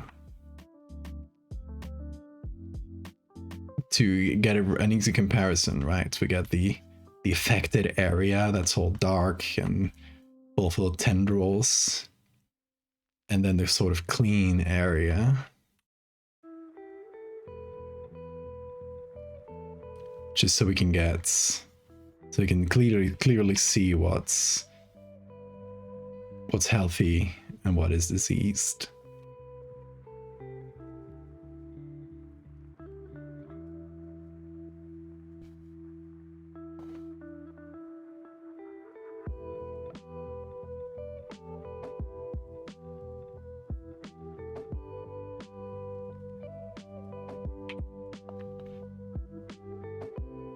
What are starlings in Spanish? Hold on. Oh, estorninos. Yeah, we got those here. Over here in this specific area, there's a bunch of crows. Not crows, magpies. Which is also a corvid, but they're beautiful. I love them. They're so smart. They have waged turf war here. When we were stuck here in the beginning of the pandemic, and for a few weeks not being able to leave your house pretty much at all. One of our entertainments during the evenings is that there was a turf war between two groups of magpies outside our house. So I would look out the window that's here right now. It's covered, obviously, but I would look out that window, and with the dogs would be looking down to the confrontation as well. They were super interested, and yeah, they fought every single evening for a few weeks. They would go like right outside the window and engage in like aerial dog fights. It was really impressive to see them, until eventually one side won out, kept the turf, and the other one left. But for a few weeks it was really intense.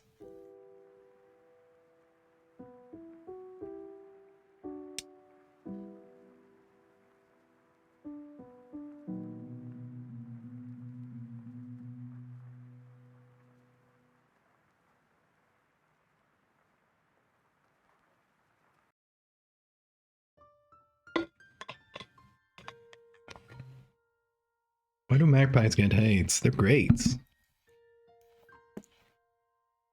There's also Australian magpies, which I heard are assholes. But I think those are not corvids. It's a different type of bird that just got given the same name because bird names are confusing. I mean, bird names are confusing, but at least we got birds like tits and boobies.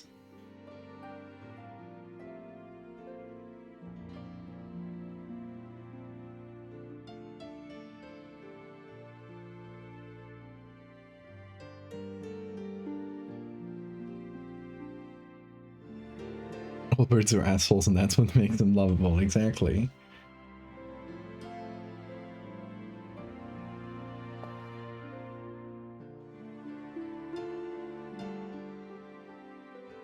Yeah, if you have local corvids, you have to be careful because they remember faces very well. Do not be an asshole to them, and they will not be an asshole to you. They can recognize individual people and communicate to each other if someone has been an asshole to them, and remember for generations. So if you piss off a corvid, even after that corvid is dead, their family will remember you.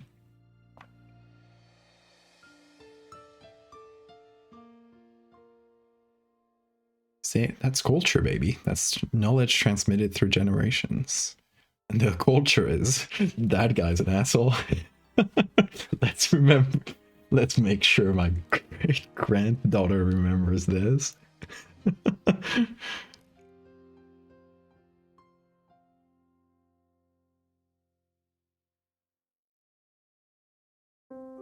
There's a couple of species of cacti that are referred to as dildo cactus. It does not seem like a great idea.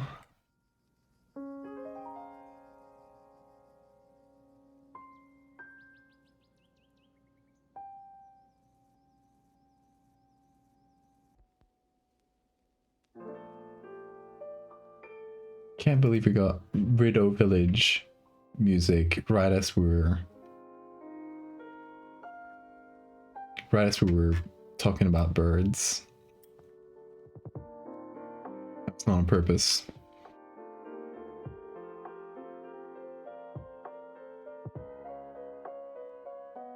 Dildo cactus. If you're brave enough. Exactly. Yeah, that's the adventurous spirits we need.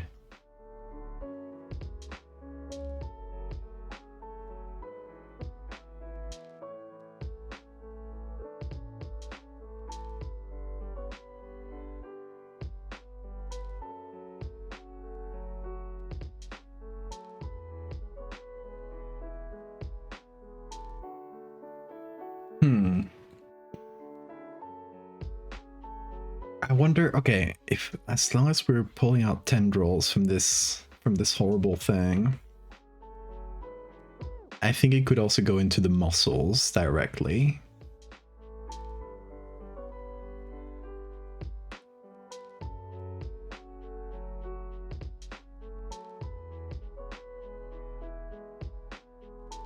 Like the muscles around the spine, so it can like literally control them directly.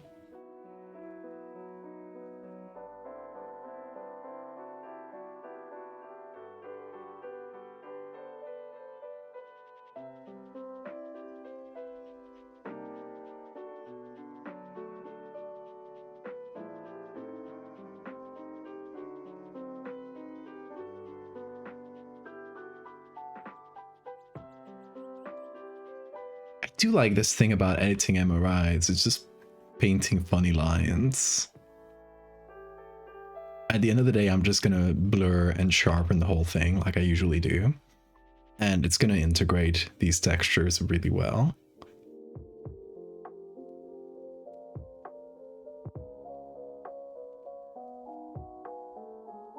I might exaggerate this a little, right? Like, it's probably way bigger than it needs to be, but I want it to be like fairly obvious to people on a first glance, especially people who don't know how MRI do.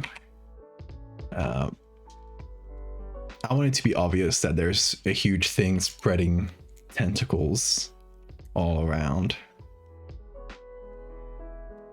That's why I'm kind of going all in here.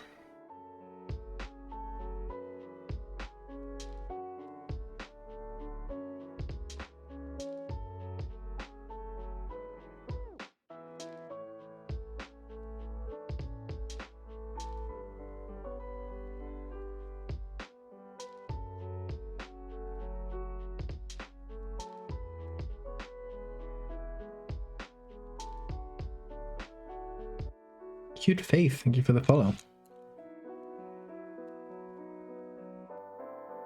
You have a permanent zebra population? We're gonna do anything fun art-wise for Pride. In a month. Holy shit, that's true. I think we should definitely do like one big stream where we do a bunch of pride flags or something. Although I don't know, might find a different concept than pride flags, since I already covered like most of the main ones.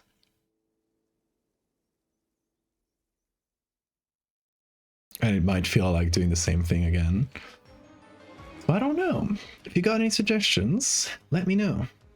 Could do a little special stream.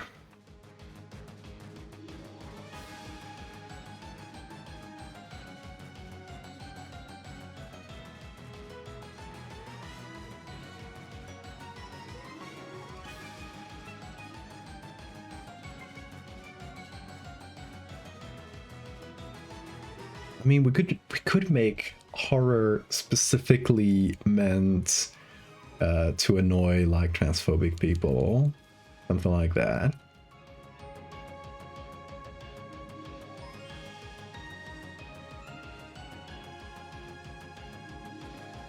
Horrible parasite that only transphobic people get. You know, something of the sort. Just piss off some transphobes. Let's see if they try hacking into my account again.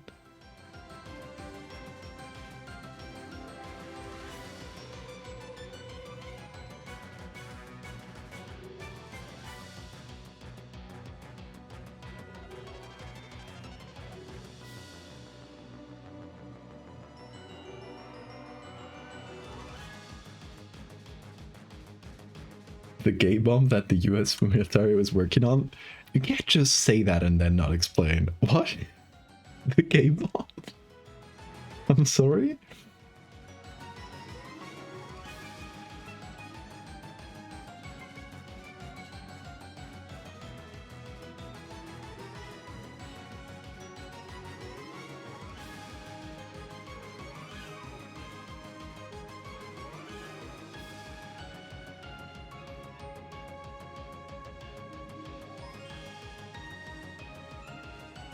Cave frogs.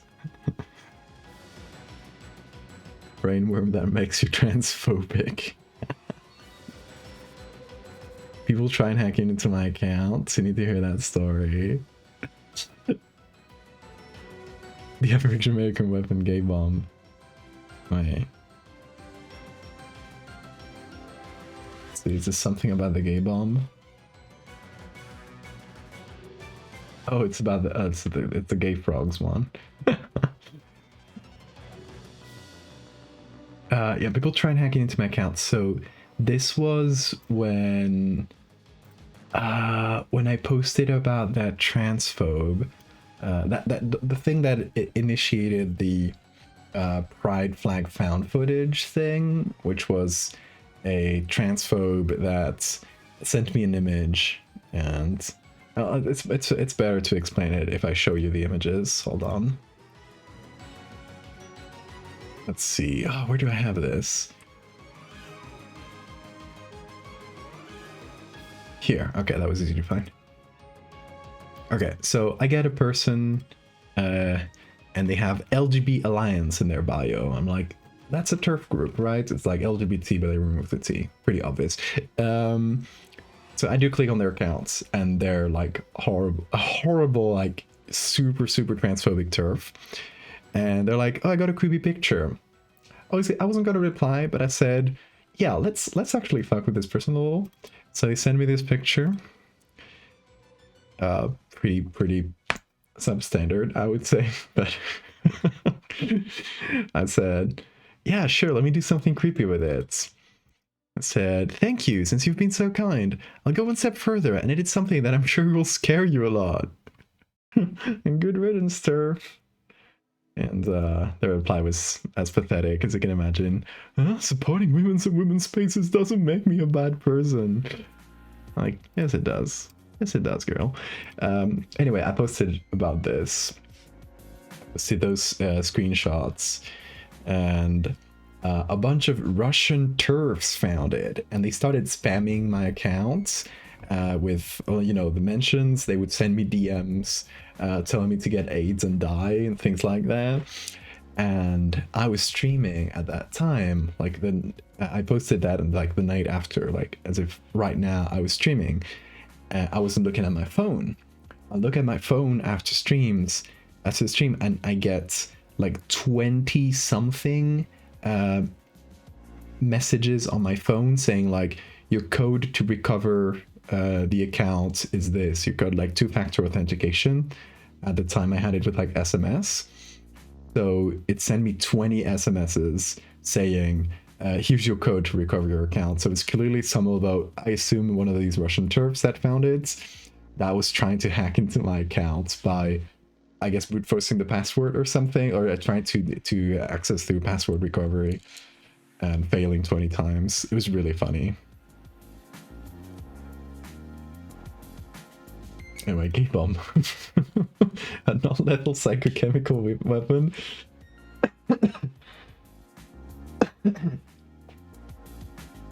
The dispersion of sex pheromones over enemy forces. What is these people's understanding of sexual attraction? The Harry Potter edits? Oh yeah, sorry. It's a silly thing I made on stream. Fuck TERFs.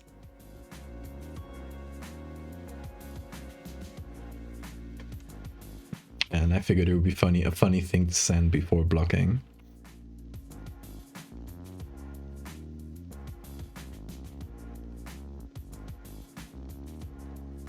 I would never guess my password was just trans rights. That would have been really funny. I'm glad I had 2-factor authentication. So y'all, get 2-factor authentication, even if you think like, oh, you know, my account is not big, nobody's gonna target it. It doesn't matter. There's crazy people out there who are capable of that sort of stuff. So do protect your accounts. Now, I would get 3-factor authentication if I could.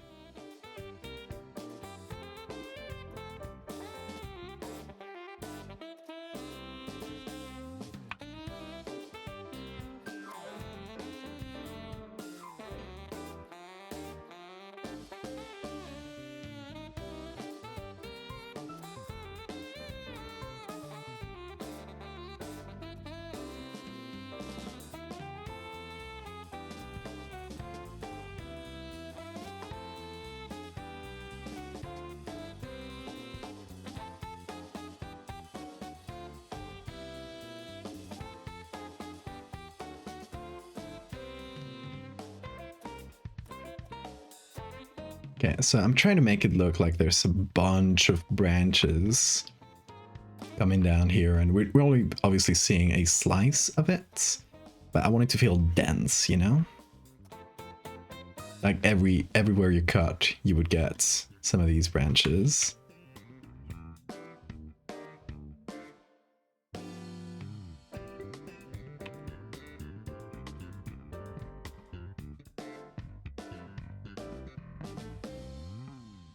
So just so that at first glance, right now you look at this and you see this big blob and there's just branches going out.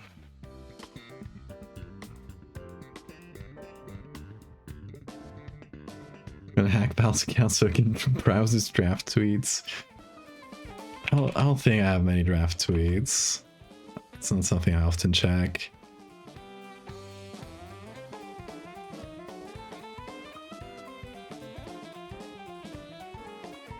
And if they do, it's probably like half-written things or earlier drafts. Let me see what I got on draft tweets. I got a draw it in your style challenge that I wanted to do and then never did. I got 2 drafts for art I never posted. It's pretty boring.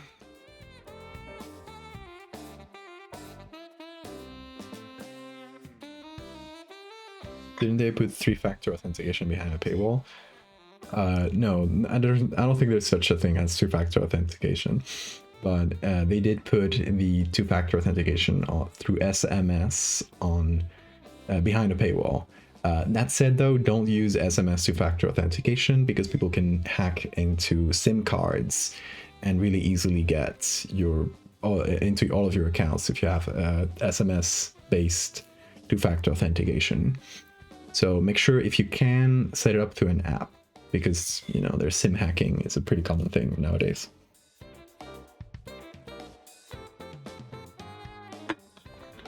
The 3rd factor is a carrier pigeon. Easy reminder to join Blue Sky. Yeah, you can join Blue Sky.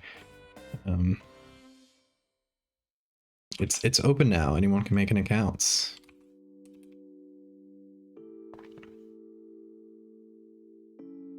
And I hope it does well. I'm honestly like not entirely sure it's gonna be the thing, considering people have not abandoned Twitter out of habits or out of morbid curiosity, but people are still on Twitter.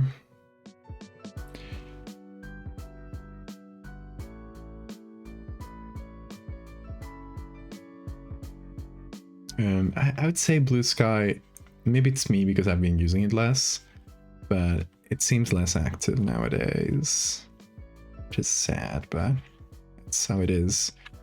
End of the day, people go where people are.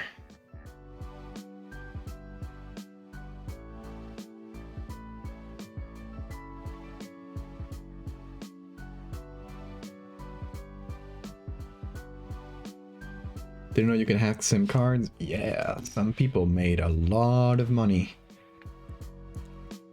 through that. Most of them are in jail now, but yeah, they would usually use I think social engineering to hack SIM cards. So they would call into phone companies and pretend to be the clients. Usually, like, it's a pretty targeted attack, right? You can't just do it randomly, but if you really want someone's information, let's say someone who you know has a lot of money, they targeted a lot of people with like cryptocurrency specifically because you know it's really easy to steal that. They would get a lot of personal information on them, then they would call their phone company pretending to be them and basically like reset their SIM card or change their SIM card so that they you know, they had access to the quote-unquote official SIM card for that person, and then they would reset all their accounts using 2-factor authentication. And that's how they would get into people's wallets. I'm not super, like, I've just watched a few YouTube videos on some people who did that. That's what I remember.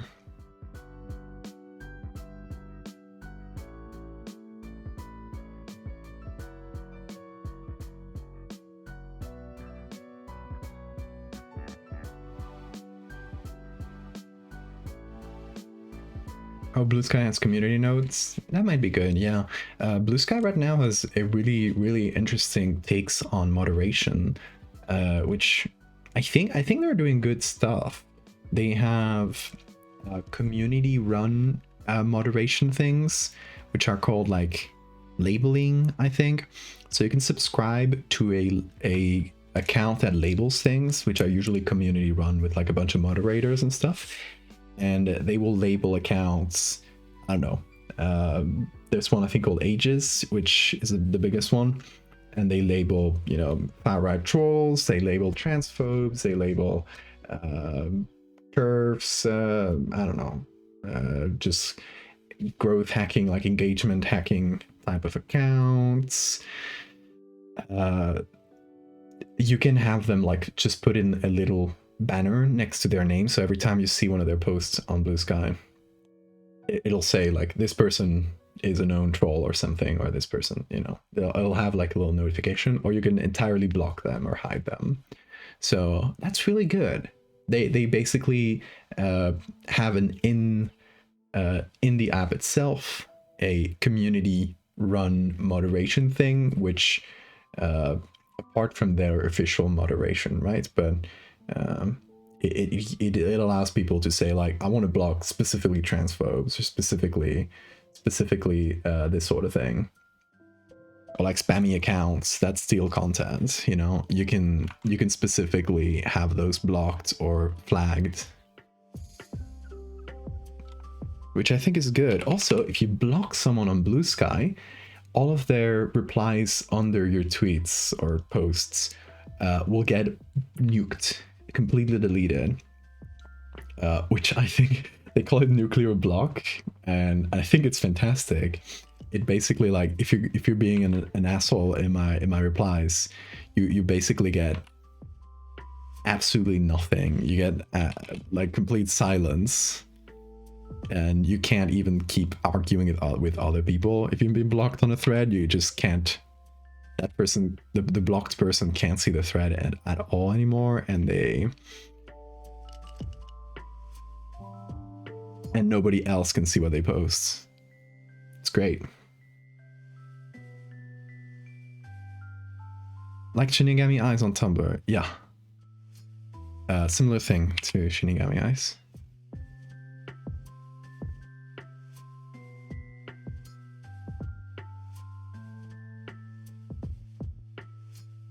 Okay, this is before and after.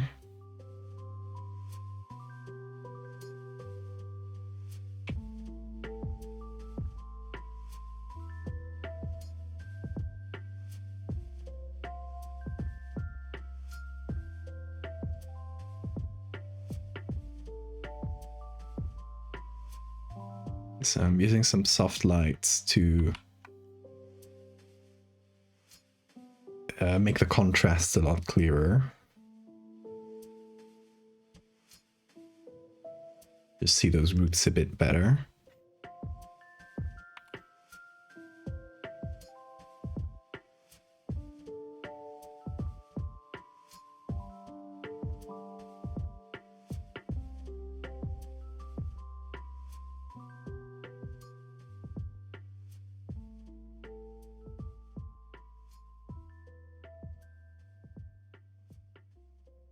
Blue Sky astronomy feed.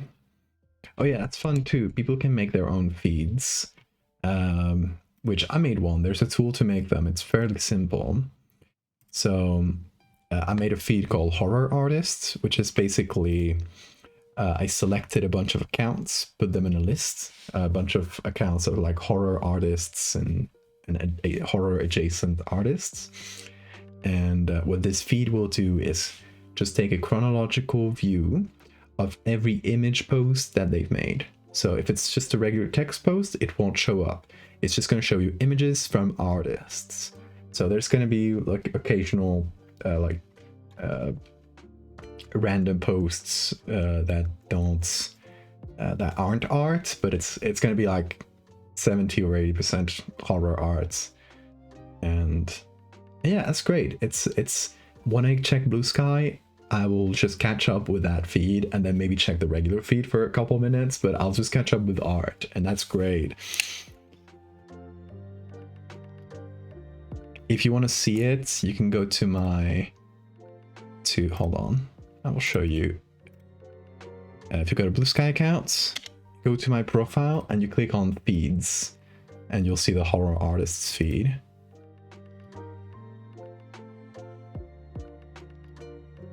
This reminds me of the Stephanie Meyer book, The Host. Stephanie Meyer, is that Twilight?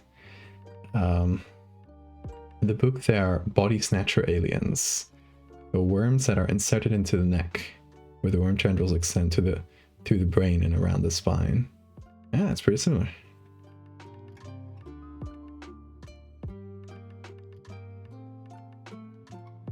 Yeah, okay, Twilight. Yeah, it's just that name sounded so familiar.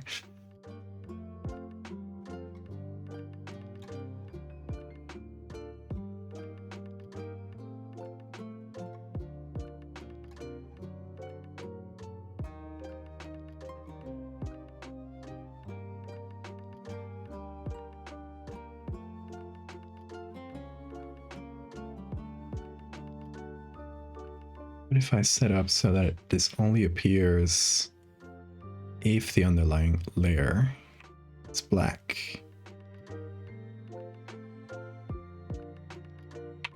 This will mean I need to fill this in. There we go. But this also means that now I can take little textures from here and put them on these roots.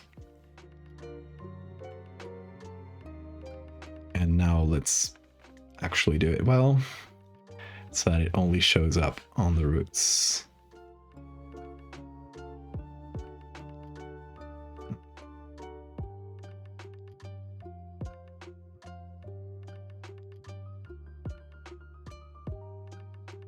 I don't love it, actually.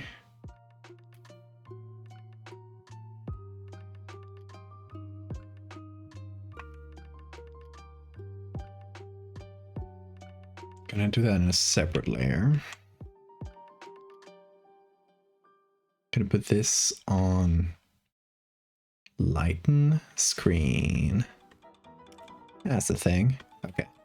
Now it allows me to put in a little bit of texture on these tendrils, so they're not just like, since they're pretty thick, I don't want it to be like pure black, so it just gives a little bit of texture variation.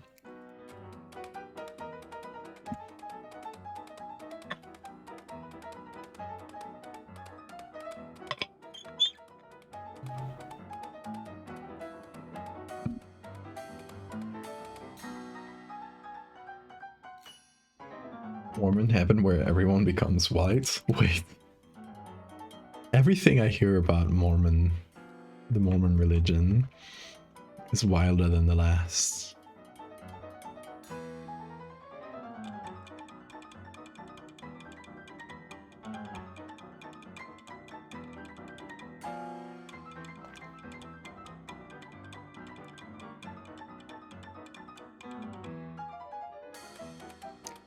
I'm wondering if I take these tendrils. Okay, hold on. I'm gonna separate the thick tendrils and the body from the rest.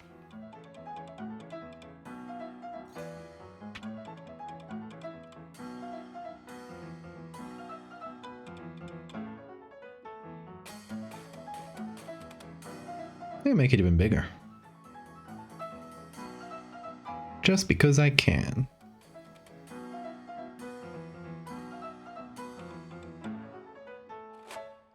Got a lot of subcutaneous area here to work with.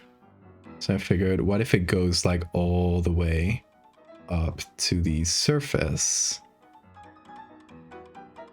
Or pretty much, right? So it needs to, this is its gonads. so it needs to spread its little eggs around. So it has to stay really close to the skin, and when the person goes into the water, it just releases them. Because obviously this is a water-based organism. It needs to release its eggs in water. Now I need to redo this little section.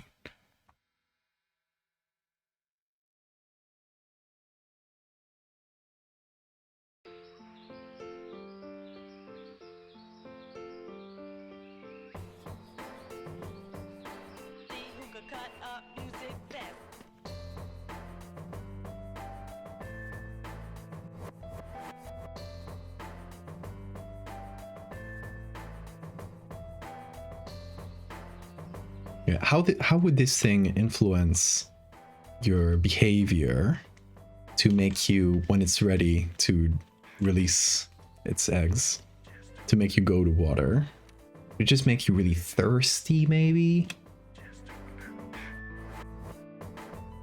Make you feel very, very dirty, like Bean. Like Bean in his little shower.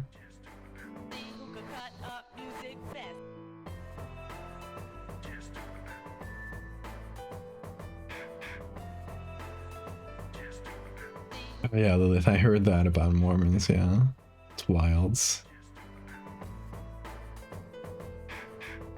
Oh yeah, and the indigenous Americans said that skin is red because they were the Jews who rejected Jesus. What a wild story, yeah.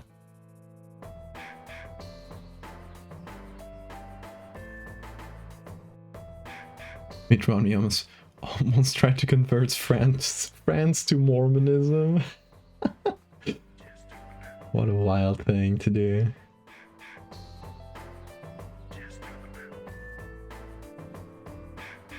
Like a tapeworm makes you hungry. Yeah.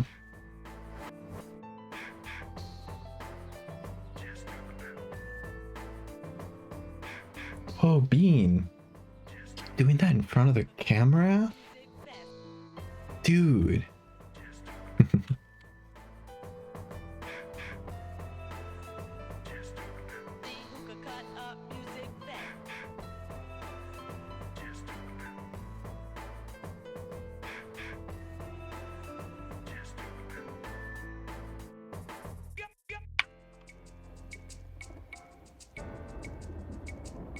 Okay, I'm gonna adapt kind of the skin around it, so it feels like, you know, it's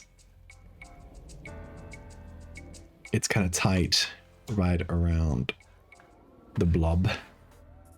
Which I could make the blob bigger, but I kind of like its shape. It has kind of a nice little bean shape. You know, I love beans.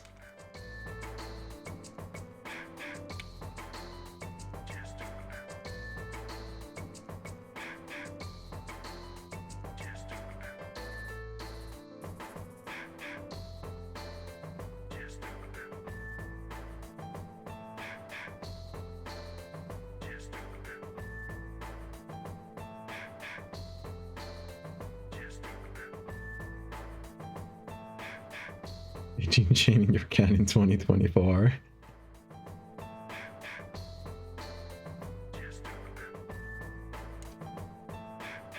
Maybe it would change the way you sleep to avoid putting pressure on the parasite. Oh yeah, that's true. Like lying down on your back would probably hurt it, or at least be annoying to it.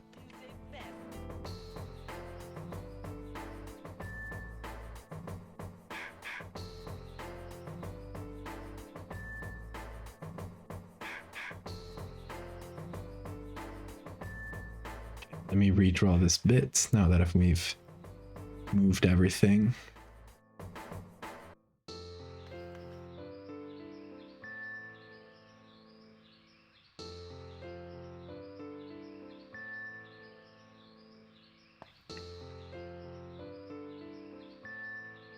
There are birds in this song. I was like, why am I hearing birds outside? It's too early for birds.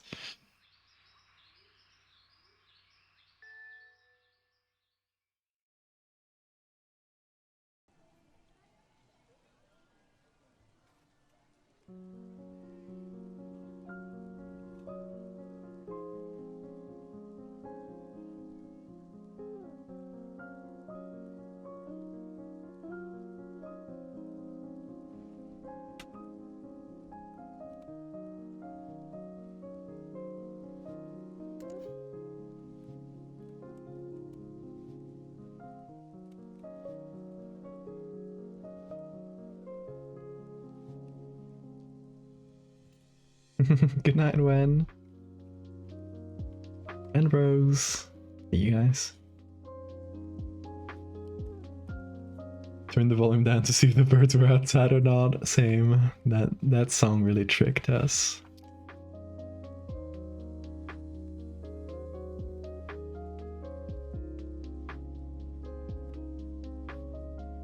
We have been bamboozled.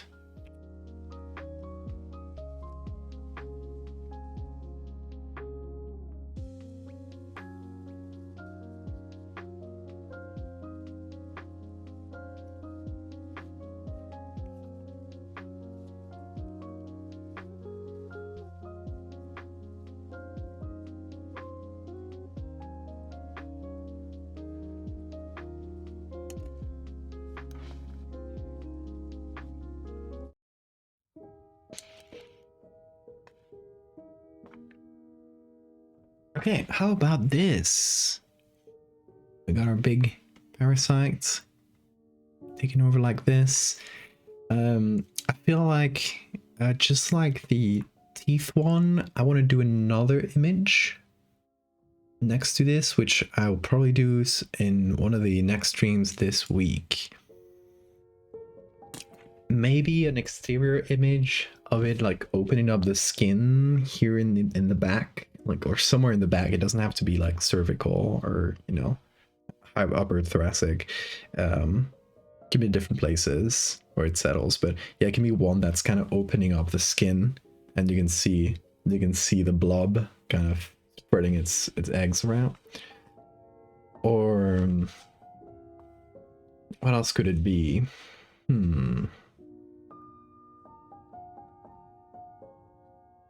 Does the barnacle make you hear barnacle sounds? No, it doesn't get to your hearing.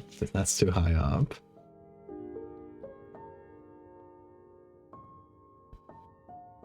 Mormons have 4 afterlives.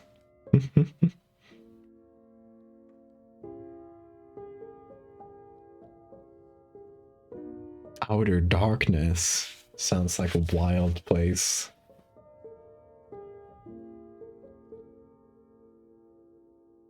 How squishy is it? Very squishy. It just feels like a water balloon. A little firmer than a water balloon, I would say. Oh yeah, we gotta sign this. And honestly, this is a really easy signature. Oh wait, I just noticed a mistake. Ugh.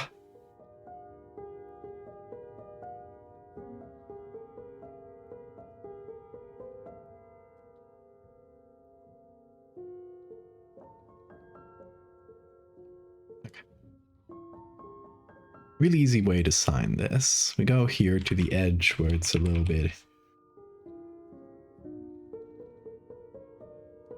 cleaner.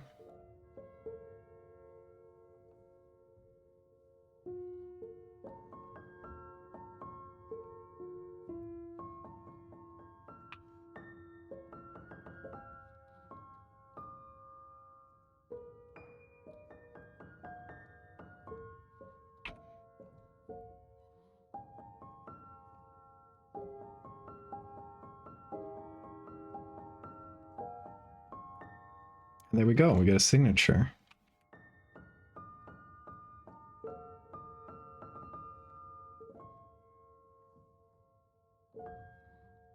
Boom.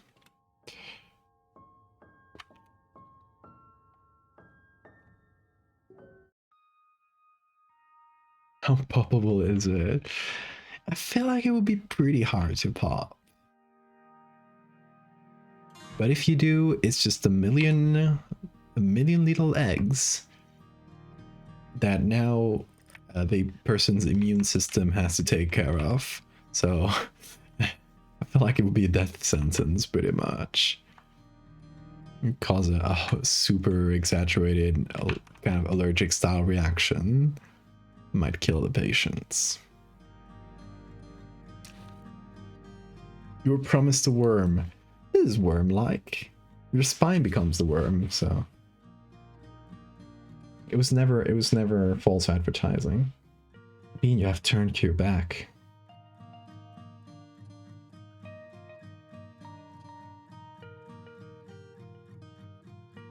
To another level of body horror, we will be tempted to dig for it.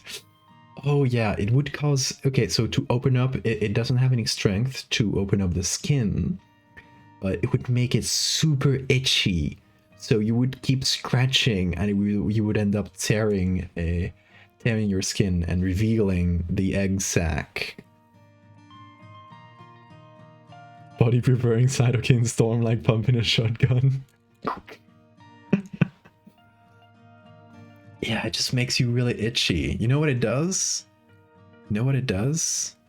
It gives you the... Wait, hold on. It gives you the red ouchie circles.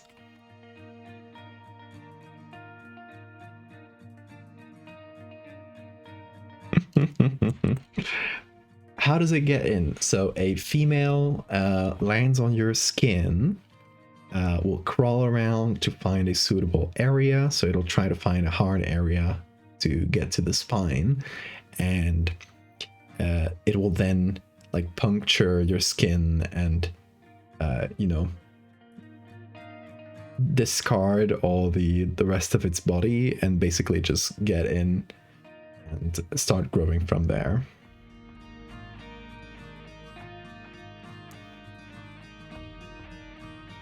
If itchy and no scratchy allowed, slapping works. Yeah, slap yourself.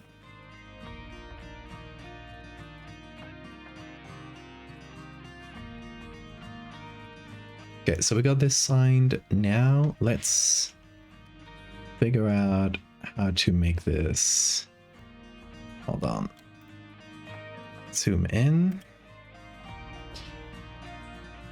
Gotta make that fit with the MRI. So I'm gonna blur it until I start losing detail on the MRI. Sounds about right at 3.5.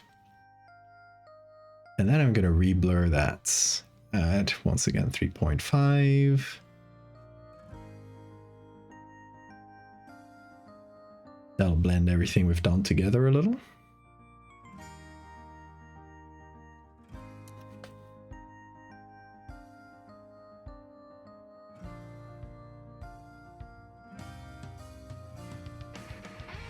You think it's a good idea to pop and drain this thing into your body? No, that would kill you. It'd drive me insane to have a bumpy, squishy thing under your skin. Yeah, same. If itchy, no scratchy allowed. Scratch further up the nervous system closer to the brain. Wrist is itchy, scratch your forearm. That can help sometimes, yeah. It tricks the brain, yeah, that's true. Sometimes. Slap yourself, medical advice is given by actual doctor. You assembled an entire 1,000-piece jigsaw puzzle in 2 days. Hell yeah. That's efficiency.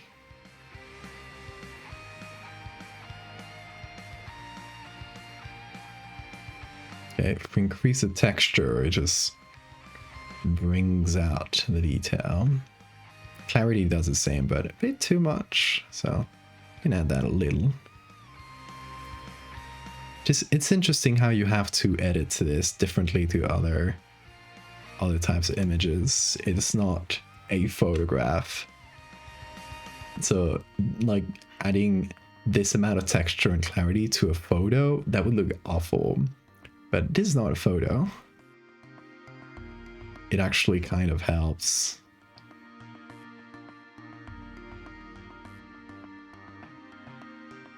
Then, I mean, there's a little bit of sharpening you can do, apart from the one we already did.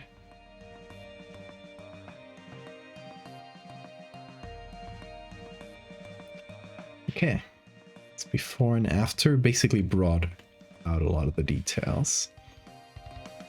Oh, Bean is snoring. My boy.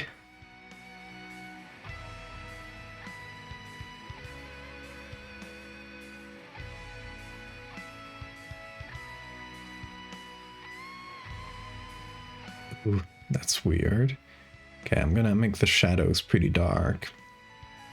Just generally to keep this as a dark thing. Okay, I think this manages to give the impression, even to someone who's not really, who doesn't really know how an MRI works, it does hopefully give the impression that this thing is like taken over the spine, right? I hope so. It is based on Sacchaline and barnacles, exactly, Nyx.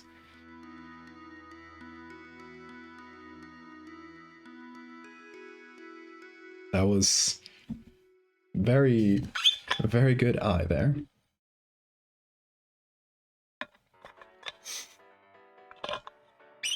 Yeah, so the idea here, just to recap what we got, is this parasite gets in near your spine, and it'll start kind of growing a sort of mesh all around your spinal cord, to then start puppeting. Well, first to feed, obviously, feeds on the fluid around it and stuff. It's an immunoprivileged area, so that means that, you know, around the nervous system, it's harder for the immune system to get there, so it can probably grow there. Like, it's probably a better area for a parasite to grow if they can get there. And as it grows, it'll create this sort of big hump on the back, which is its reproductive organs. It'll fill it with a bunch of eggs, which it will then release out by making it really itchy in your back. So you have to scratch yourself in that area and pop your puppets, and they come out. Hopefully in water, and that's where they continue their cycle. They biopsy safely. I assume it will be really hard. No, not really. Like, it's all around your nervous system. That'll be really hard. Accidentally popped while being tested, killing the patient before you can treat it. Yeah, you would need a medication to try to kill it, and if it's already formed this sac, you would probably have to remove that very carefully. Do not cause a cytokine storm. There's going to be a second image of this thing. It could be cool to play a tissue a cyclone invades in its host. It's a crab, it'll even grow over its eyes. Oh, that's wild. Yeah, I don't know what I'm going to do for the second image. That's what I've been thinking about. Like, maybe the exposed sac. It's kind of hard. Like, I agree, it's cool to show like how much it grows, but it's hard to show that super specifically, like to have a specific image that displays that.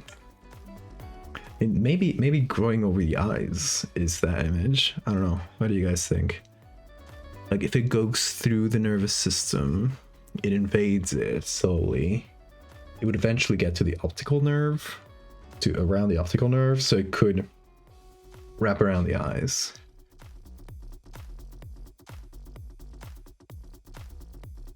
I love crabs. I love crabs. Yes, I do.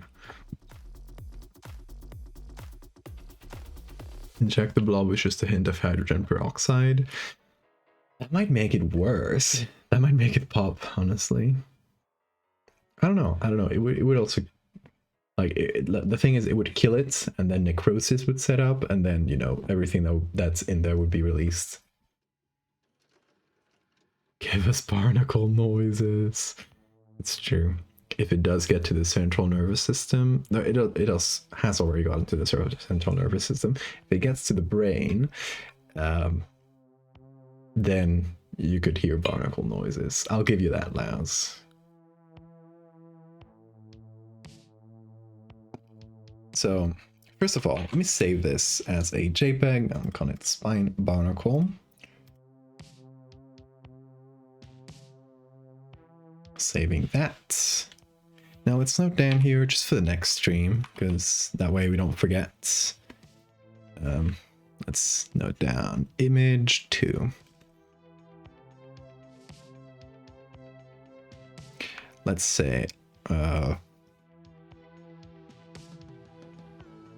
Open scan with sac below.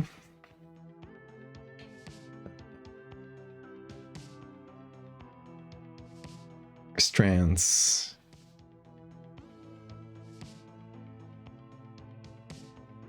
Growing around eyes.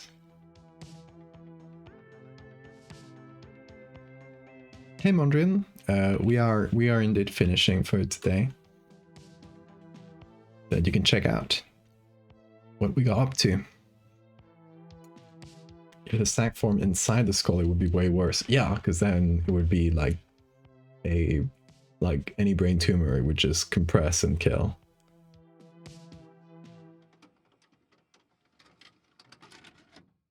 There's also a hyperparasite for the real barnacle that sterilizes it. With small white isopods. Visual of a growth crawling with really underdeveloped ocean lice crawling it. Ooh, hyperparasite is fun.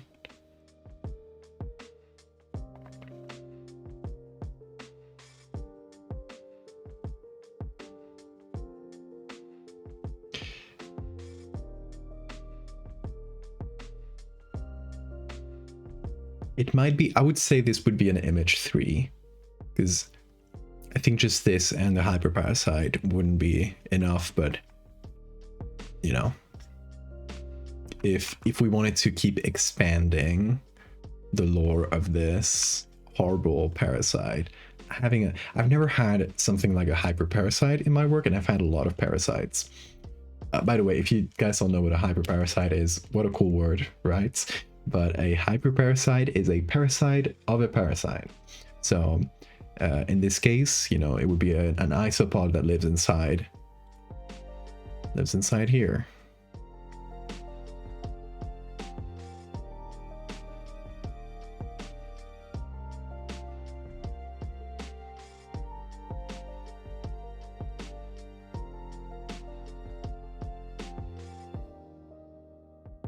Wee.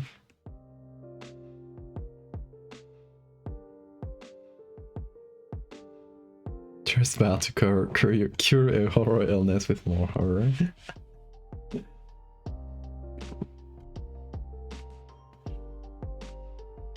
Tell us the beach parasite story. What's the beach parasite story, Laz? Google the rubber ducky isopod. I know those, they're great.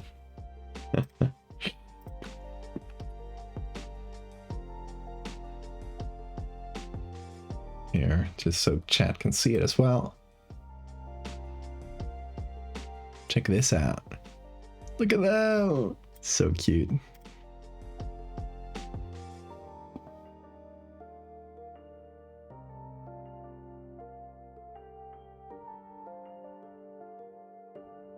Something about food worms. Oh yeah, I did see a kid who had a worm crawling through his food because he got it in a beach vacation. They went to some tropical islands and they got the kid got a worm.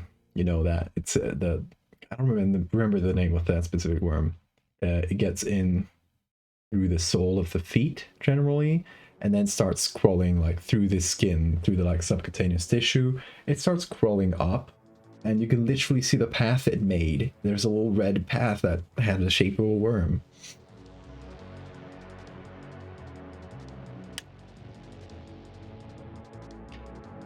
Okay, strands growing on our eyes are quite cool. There's another thing I wanted to show, and we'll see how possible this is because it'll be really dependent on the image, but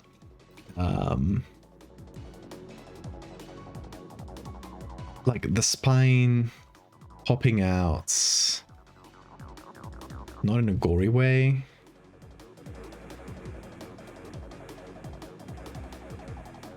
So the idea that this kind of takes over your spine and can sort of move in on its own. So having someone's back, like from the side, you know, someone who's crawling like this, and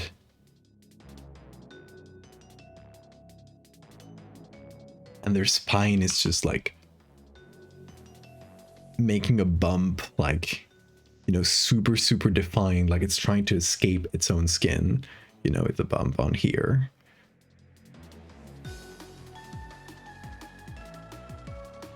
Something like that would be cool. But that would be really dependent on the image we find. I think that would be the ideal second image, because it would just work really well with this one. Be really spine focused.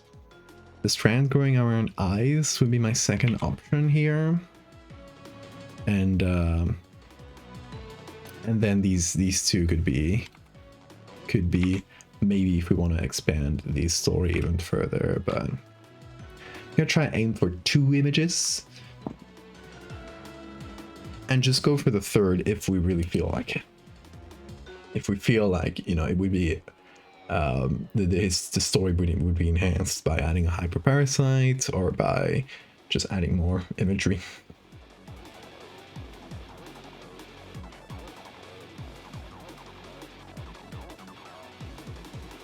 Have you seen what baby barnacles look like? They're scary. I have not. But let me look up baby barnacle.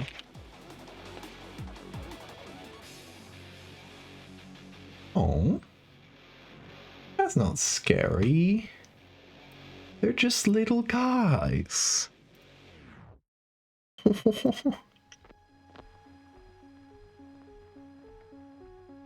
That microscopically? Oh yeah. Oh yeah, they're cool. They're cool. I feel like if you take a baby barnacle and blow it up to huge size, it's like a biblically accurate angel, kinda. We note that down. Baby barnacle, like angel. Baby barnacle angel. Maybe one day. Thank you, King. Things crawling under the skin really get to me. Yeah, really. It's creepy. There's a story on Monsters Inside Me about a kid who ended up getting a barnacle larva in their carpals and ended up cementing on one of their tendons, and the entire tendon had to be removed because how ungodly hard barnacle cement is. Oh my god. That's so fucked up.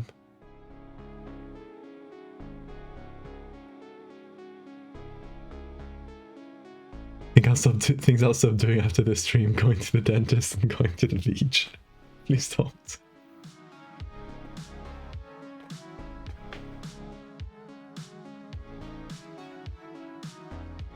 You need to play around with your own spec bio stuff.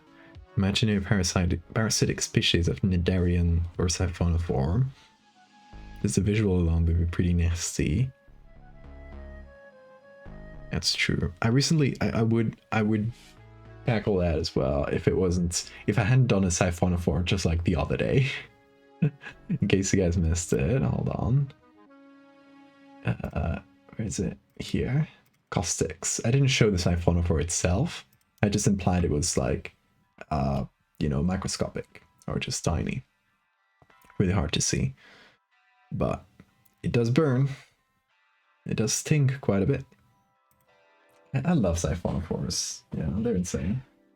Hello, Bean. Cat wants to see you. Me too. You want to see the baby. The sleepy man. Horrible and distressing? Thank you. But yeah, I think I'm gonna try to aim for this image here on the next stream. Might look it up a little bit between streams just to see if we can find a good image. Because yeah, might be a little hard, but if we can, this would be pretty much ideal. Visual caustics that sting and burn is a great fun. Thank you. Parasitic bobbit worm. I love bobbit worms. They're so scary. Yeah. Let's see how long it takes us to get through this idea, since it's one of the Patreon designs. And I guess I'll explain this real quick in case you missed it at the beginning of the stream and you joined later. This was a design that we came up with collaboratively on the Patreon. I do this every so often, where I call it design events, where we take a theme. In this case, it was medical horror, and just through a series of polls and open questions, we approximate a design just collectively, which is really cool. And the winner for this specific instance of it was a parasite that takes over your spine and moves it on its own. So that's what we're starting with. That's a starting idea for this. The barnacle part I added myself. It was initially meant to be a worm or a bug, but I just figured this would work better. So I'm adding my own bit to it, obviously, but yeah, the idea was like collaboratively created. And yeah, I do this every so often, so jump into the Patreon if that sounds interesting to you. Also, I do postcards, so check it out if you want postcards. Symbiotic bobbit worm, your own little defense pal. Hell yeah. Just pops out of your mouth like an alien. One of my favorite spec bio things was for a comic I didn't end up doing. A species heavily inspired by the manga Gyo, a strain of mold that would infest and kill a race of highly degenerate hominids, which would in turn pilot a crude suit of naturally produced metals using its decomposing gases. Probably doesn't make biological sense. That was hard for me to understand, but I guess if you explain it to me slowly, I would get it. But that sounds pretty wild to just figure out, to try to come up with like the biology behind it. Did I promise them a worm? I didn't promise them a worm. There were several ideas, but the kind of the base of the idea that people suggested was, because it was people suggested a bunch of ideas and I kind of condensed them into a list so people could vote on them. So the one that won was a parasite that takes over the spine and moves it, but there were several ideas within that. So it wasn't necessarily a worm. Worm was just put in as an example if you want to see the actual votes.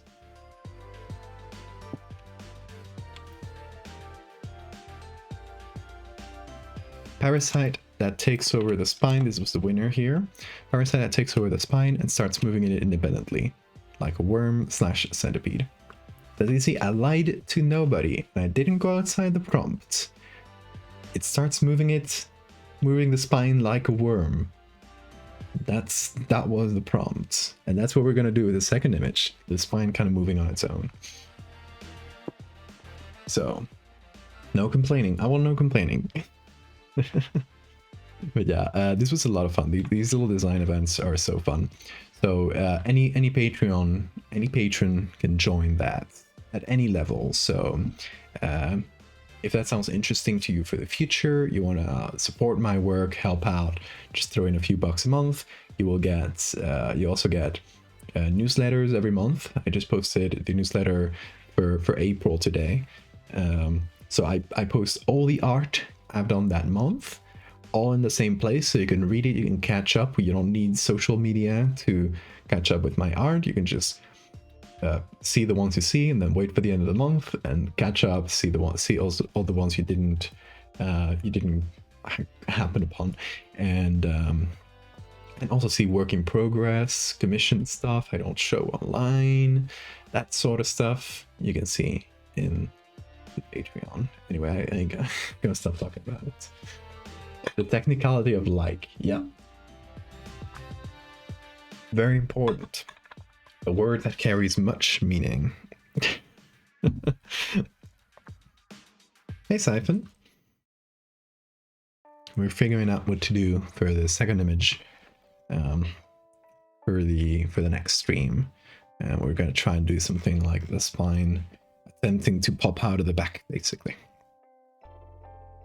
yeah, we got a few ideas for future images, but we'll be doing those in a future stream. Might be the one for tomorrow, might be the one for Thursday. I'm still not sure, because I also want to do the Megalomorpha image that I started last week. If you didn't see it, I'll show you real quick. Where's this? Megalomorpha here. So this is an update to the very first story in the Megalomorpha series, which is also my very first horror story. It's been 4 years since I made it, so I've decided to do a little update of it. Basically, sort of a sequel, sort of an in-between of what happens between the archaeologists finding the huge pupa and then disappearing in the ship. This is like the events that took place during that, like in the ship. So we got the first image. It's gonna be, you know, the pupa stuck there in like the cargo hold, with two guys kind of protecting it, and the diary that accompanies it. It says, "Oh, they're not letting me see it. They don't let me see the artifact. I need to see it." Like this, the archaeologist is clearly becoming obsessed with it, as are other people. And then what I'm gonna do probably in tomorrow's stream is the second image that happens after this, which is sometime after like people have started fighting. It all comes down to a big confrontation during a storm, and finally the archaeologist kind of wins and writes, you know, I took care of them all. I am the artifact is mine. Nobody's gonna steal it from me. And finally we get the image, and it is the ship during a storm. There's waves crashing. I already got the base photo for this, so it's gonna be pretty cool looking. There's waves crashing, someone dead on the floor, and the pupa is there in the middle of the ship, and it's breaking open. We don't see exactly what's coming out, but it's breaking open, and the Megalomorph is like coming out, and that's like the final thing we see, right?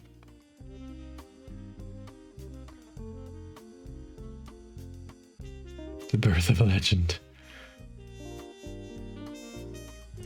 So yeah, that's probably what we're gonna do tomorrow, that photo, which I'm really excited about. So that's why I'm thinking I'm gonna do that tomorrow, because I want to get to it.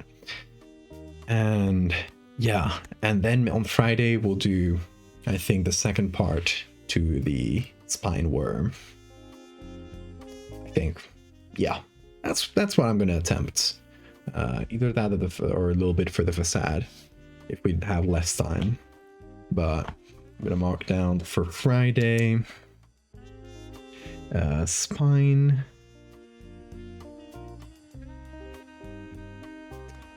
Spine Barnacle. I'm gonna call it part 2. That's marked down Thursday. We'll see. I might change them around, obviously. But so far I'm really happy with this concept. I think it's gonna be pretty gross, and, you know, another good parasite. Pheromones enhancing strength by reducing the limits would normally hold someone back in a fight. Many people are more prone to causing themselves more damage in the name of seeing moth. Exactly.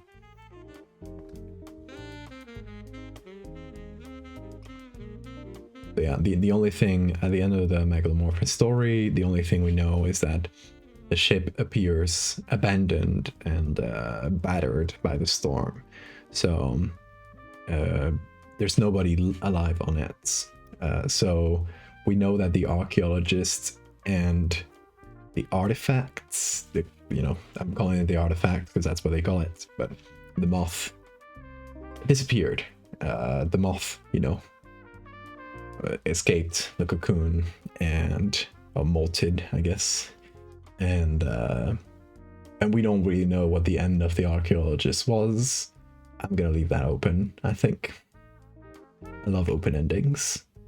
especially because in a story that's only told through like the first person perspective, through like literal evidence that they left, like photos or diaries, letters, that sort of thing, you will never get the end of the story because the person just wasn't there to write it, right? Unless, you know, they're alive after the story. But in general, if you just leave the story at the last piece of evidence, in this case the last photo,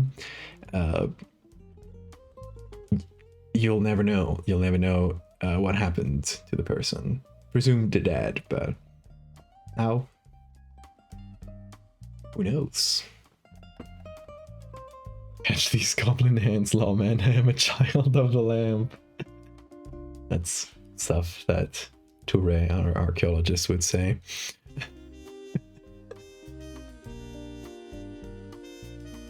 What if the person was the one streaming the art? You caught me. Oh my god, hold on. Before we go, I got so angry today. Story time. I got so angry today because a post of mine was doing quite well on Tumblr. Hold on, let me pull it out. You know, Tumblr, sometimes you'll have a post that you made a month ago or a year ago suddenly like pick a bunch of activity back up, and I tend to look at my notifications that much, so sometimes I don't notice until it's been like until a day or two later. And this time it was for the boulder crab, which I'm really happy about it. I'm really happy that it did create on Tumblr. So it was the boulder crab here, and I was checking the comments, and there were 3 separate people claiming it was AI generated, and it made me so fucking angry. 3 people on the same thing. Sometimes, like, I'll get the occasional comment, especially if something is super viral on Twitter, like dumbasses saying, "Oh, this looks like AI," but Tumblr, it hurt me especially because Tumblr, you think people on Tumblr are a little bit more media literates than just Twitter randos, but I guess not. And one of these people were like straight up said it in the quote I keep mixing terms. In the reblogs directly, not even in the tags. So this person says, "I hate that this is fake. AI needs to stop." And this just made me so angry, and they said it publicly, so I had to call them out and then tell people to just fucking do the minimum fucking research to before claiming that sort of thing. Like, you can actually like, I don't know, people know the sort of stuff I do, and I don't think it's gonna especially hurt me if I get like one rando claiming this, because 10 other randos are gonna reply to them. But if it's like a smaller artist and you start throwing these claims at them, you can actually like ruin their prospects, right? Like there's definitely harm you can do through this sort of accusation without doing the minimum research. I wouldn't say it looks like AI at all. It doesn't have the weird symmetry, the weird lighting that AI tends to have. It doesn't have the AI stink. It's just that people see something that is fake and kind of looks real and go like, it must be AI, because that's the only technology that can make fake things look real. Because it's not like Photoshop has existed for, I don't know, 30 years. Like,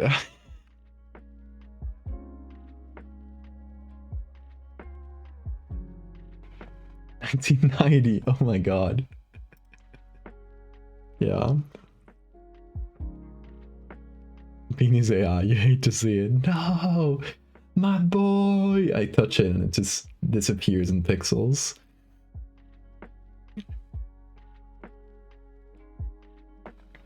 Like, I don't mind people being vigilant, and if they say like, you know, maybe they mistakenly think like this AI, but before writing that down, you click on the account, and what do you see? Hi, my name is Eduardo, and I use photo manipulation, and you see a bunch of stuff with a consistent style. And then it says, if you still don't trust it, it says, hey, this person has a Twitch account. You can literally see them making the art live. Hey, that's me. Oh, that's me. Or whatever, it's giving me an ad. It's so easy. It's so easy to check. And they don't. Venus in the Fibonacci spiral, yeah. His little claw outs. It definitely doesn't have the AI stench. I don't think so. Obviously, I'm used to looking at it, but so maybe I'm not like the best person to gauge that on my own art. But I think I'm pretty good at catching the AI stench, and like I've hardly been wrong if I feel something is AI. You often look into it and it is AI, but you gotta look into it.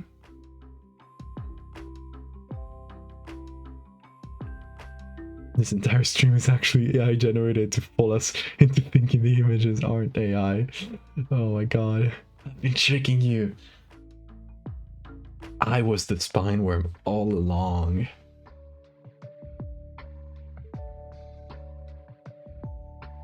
Just the suspicion that comes by default in this AI climate is utterly exhausting to feel. Absolutely. I think it's one of the worst damages that AI has done to art, because now you look at something and sometimes you'll get like, is this real? Like, is this real art? And that sucks, because sometimes it is real art. If Val is actually a fictional character, you can tell because it messes my world building project. Even you and I are AI here in chat. Oh, you were all ChatGPT bots? You're also getting good at seeing AI stench.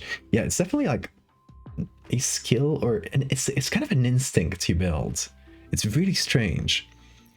Okay, talking about AI bots. Check this out. Hold on. It's on Twitter. It was on this post here. Okay, so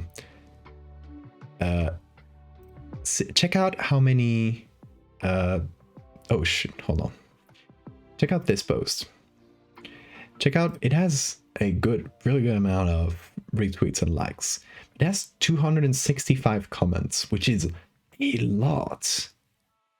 And that was like, what happened here? What happened to this post? Why did it get so many comments? And I checked the comments and most of them are normal. But of course, you gotta go under to show more replies. And most of them have been deleted nowadays. So it used to be way worse. Like these are only the ones that haven't been banned since. This is what it used to look like, and this is only a chunk of it. Like you could scroll for a 4 minutes of for maximum speed scroll, and you wouldn't get through them. And they'll look like this. Love this tale. Friendship knows no bounds, even with mythical creatures. Anpan the Tsuchinoko, such a sweet legend. Hashtag folklore friends. Hashtag cool. Fond memory of Anpan, a special to Tsuchinoko, brought smiles to the Yamaoka family in a timeless tale. Friendship transcends folklore. A heartwarming tale of friendship crossing realms. Anpan the Tsuchinoko reminds us love knows no bounds, even in mythical encounters. Heart emoji. Tsuchinoko, hashtag Tsuchinoko's friendship. Hashtag cool. Oh sweet Anpan, the serpent of stories, a quirky bond stitching folklore and friendship. Snake emoji. Sake emoji. Legend lives in delicacy. Cheer and hope. Hashtag cool. As sweet Anpan, a rare love between humans and legend, bonding over fruit and sake. A tale as charming as it is elusive. Hashtag woe. In tales of lore, Anpan danced, a friendship pure in fruits and sake in the sake's embrace. We dared to dream, and Tsuchinoko we met, a bond that's lasted across time's breadth. Hashtag wow. So cute, like a chubby charm of legend. Ampan and the Yamaokas, a loving friendship of flavor and folklore. No, they're awful. They feel so inhuman. And I could go on. I could go on. You can read these. I'll send you the link to this if you wanna have fun reading these. Hey, welcome back, Sora. We're talking about the pod comments on the Anpan. As an AI language model, yeah. That is how humans speak. That is how humans write comments online. It's wild. It's wild. And you check each of those accounts and they were all AI generated content. I don't really know. They're playing some kind of whack-a-mole game with these accounts. Because Twitter eventually deletes them. So Twitter knows it's spam. I don't know how exactly, because the comments are always different. So it's not like catching... It's probably like catching people who comment a bunch of weird stuff and use too many hashtags. And it's probably catching them for something. Yo, a year and 1 month. Hell yeah, thank you, Pyro. Oh, I'm eating that. Yeah.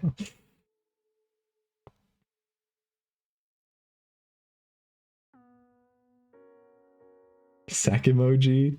No, I say sake emoji. The alcohol. It's there's an emoji for that.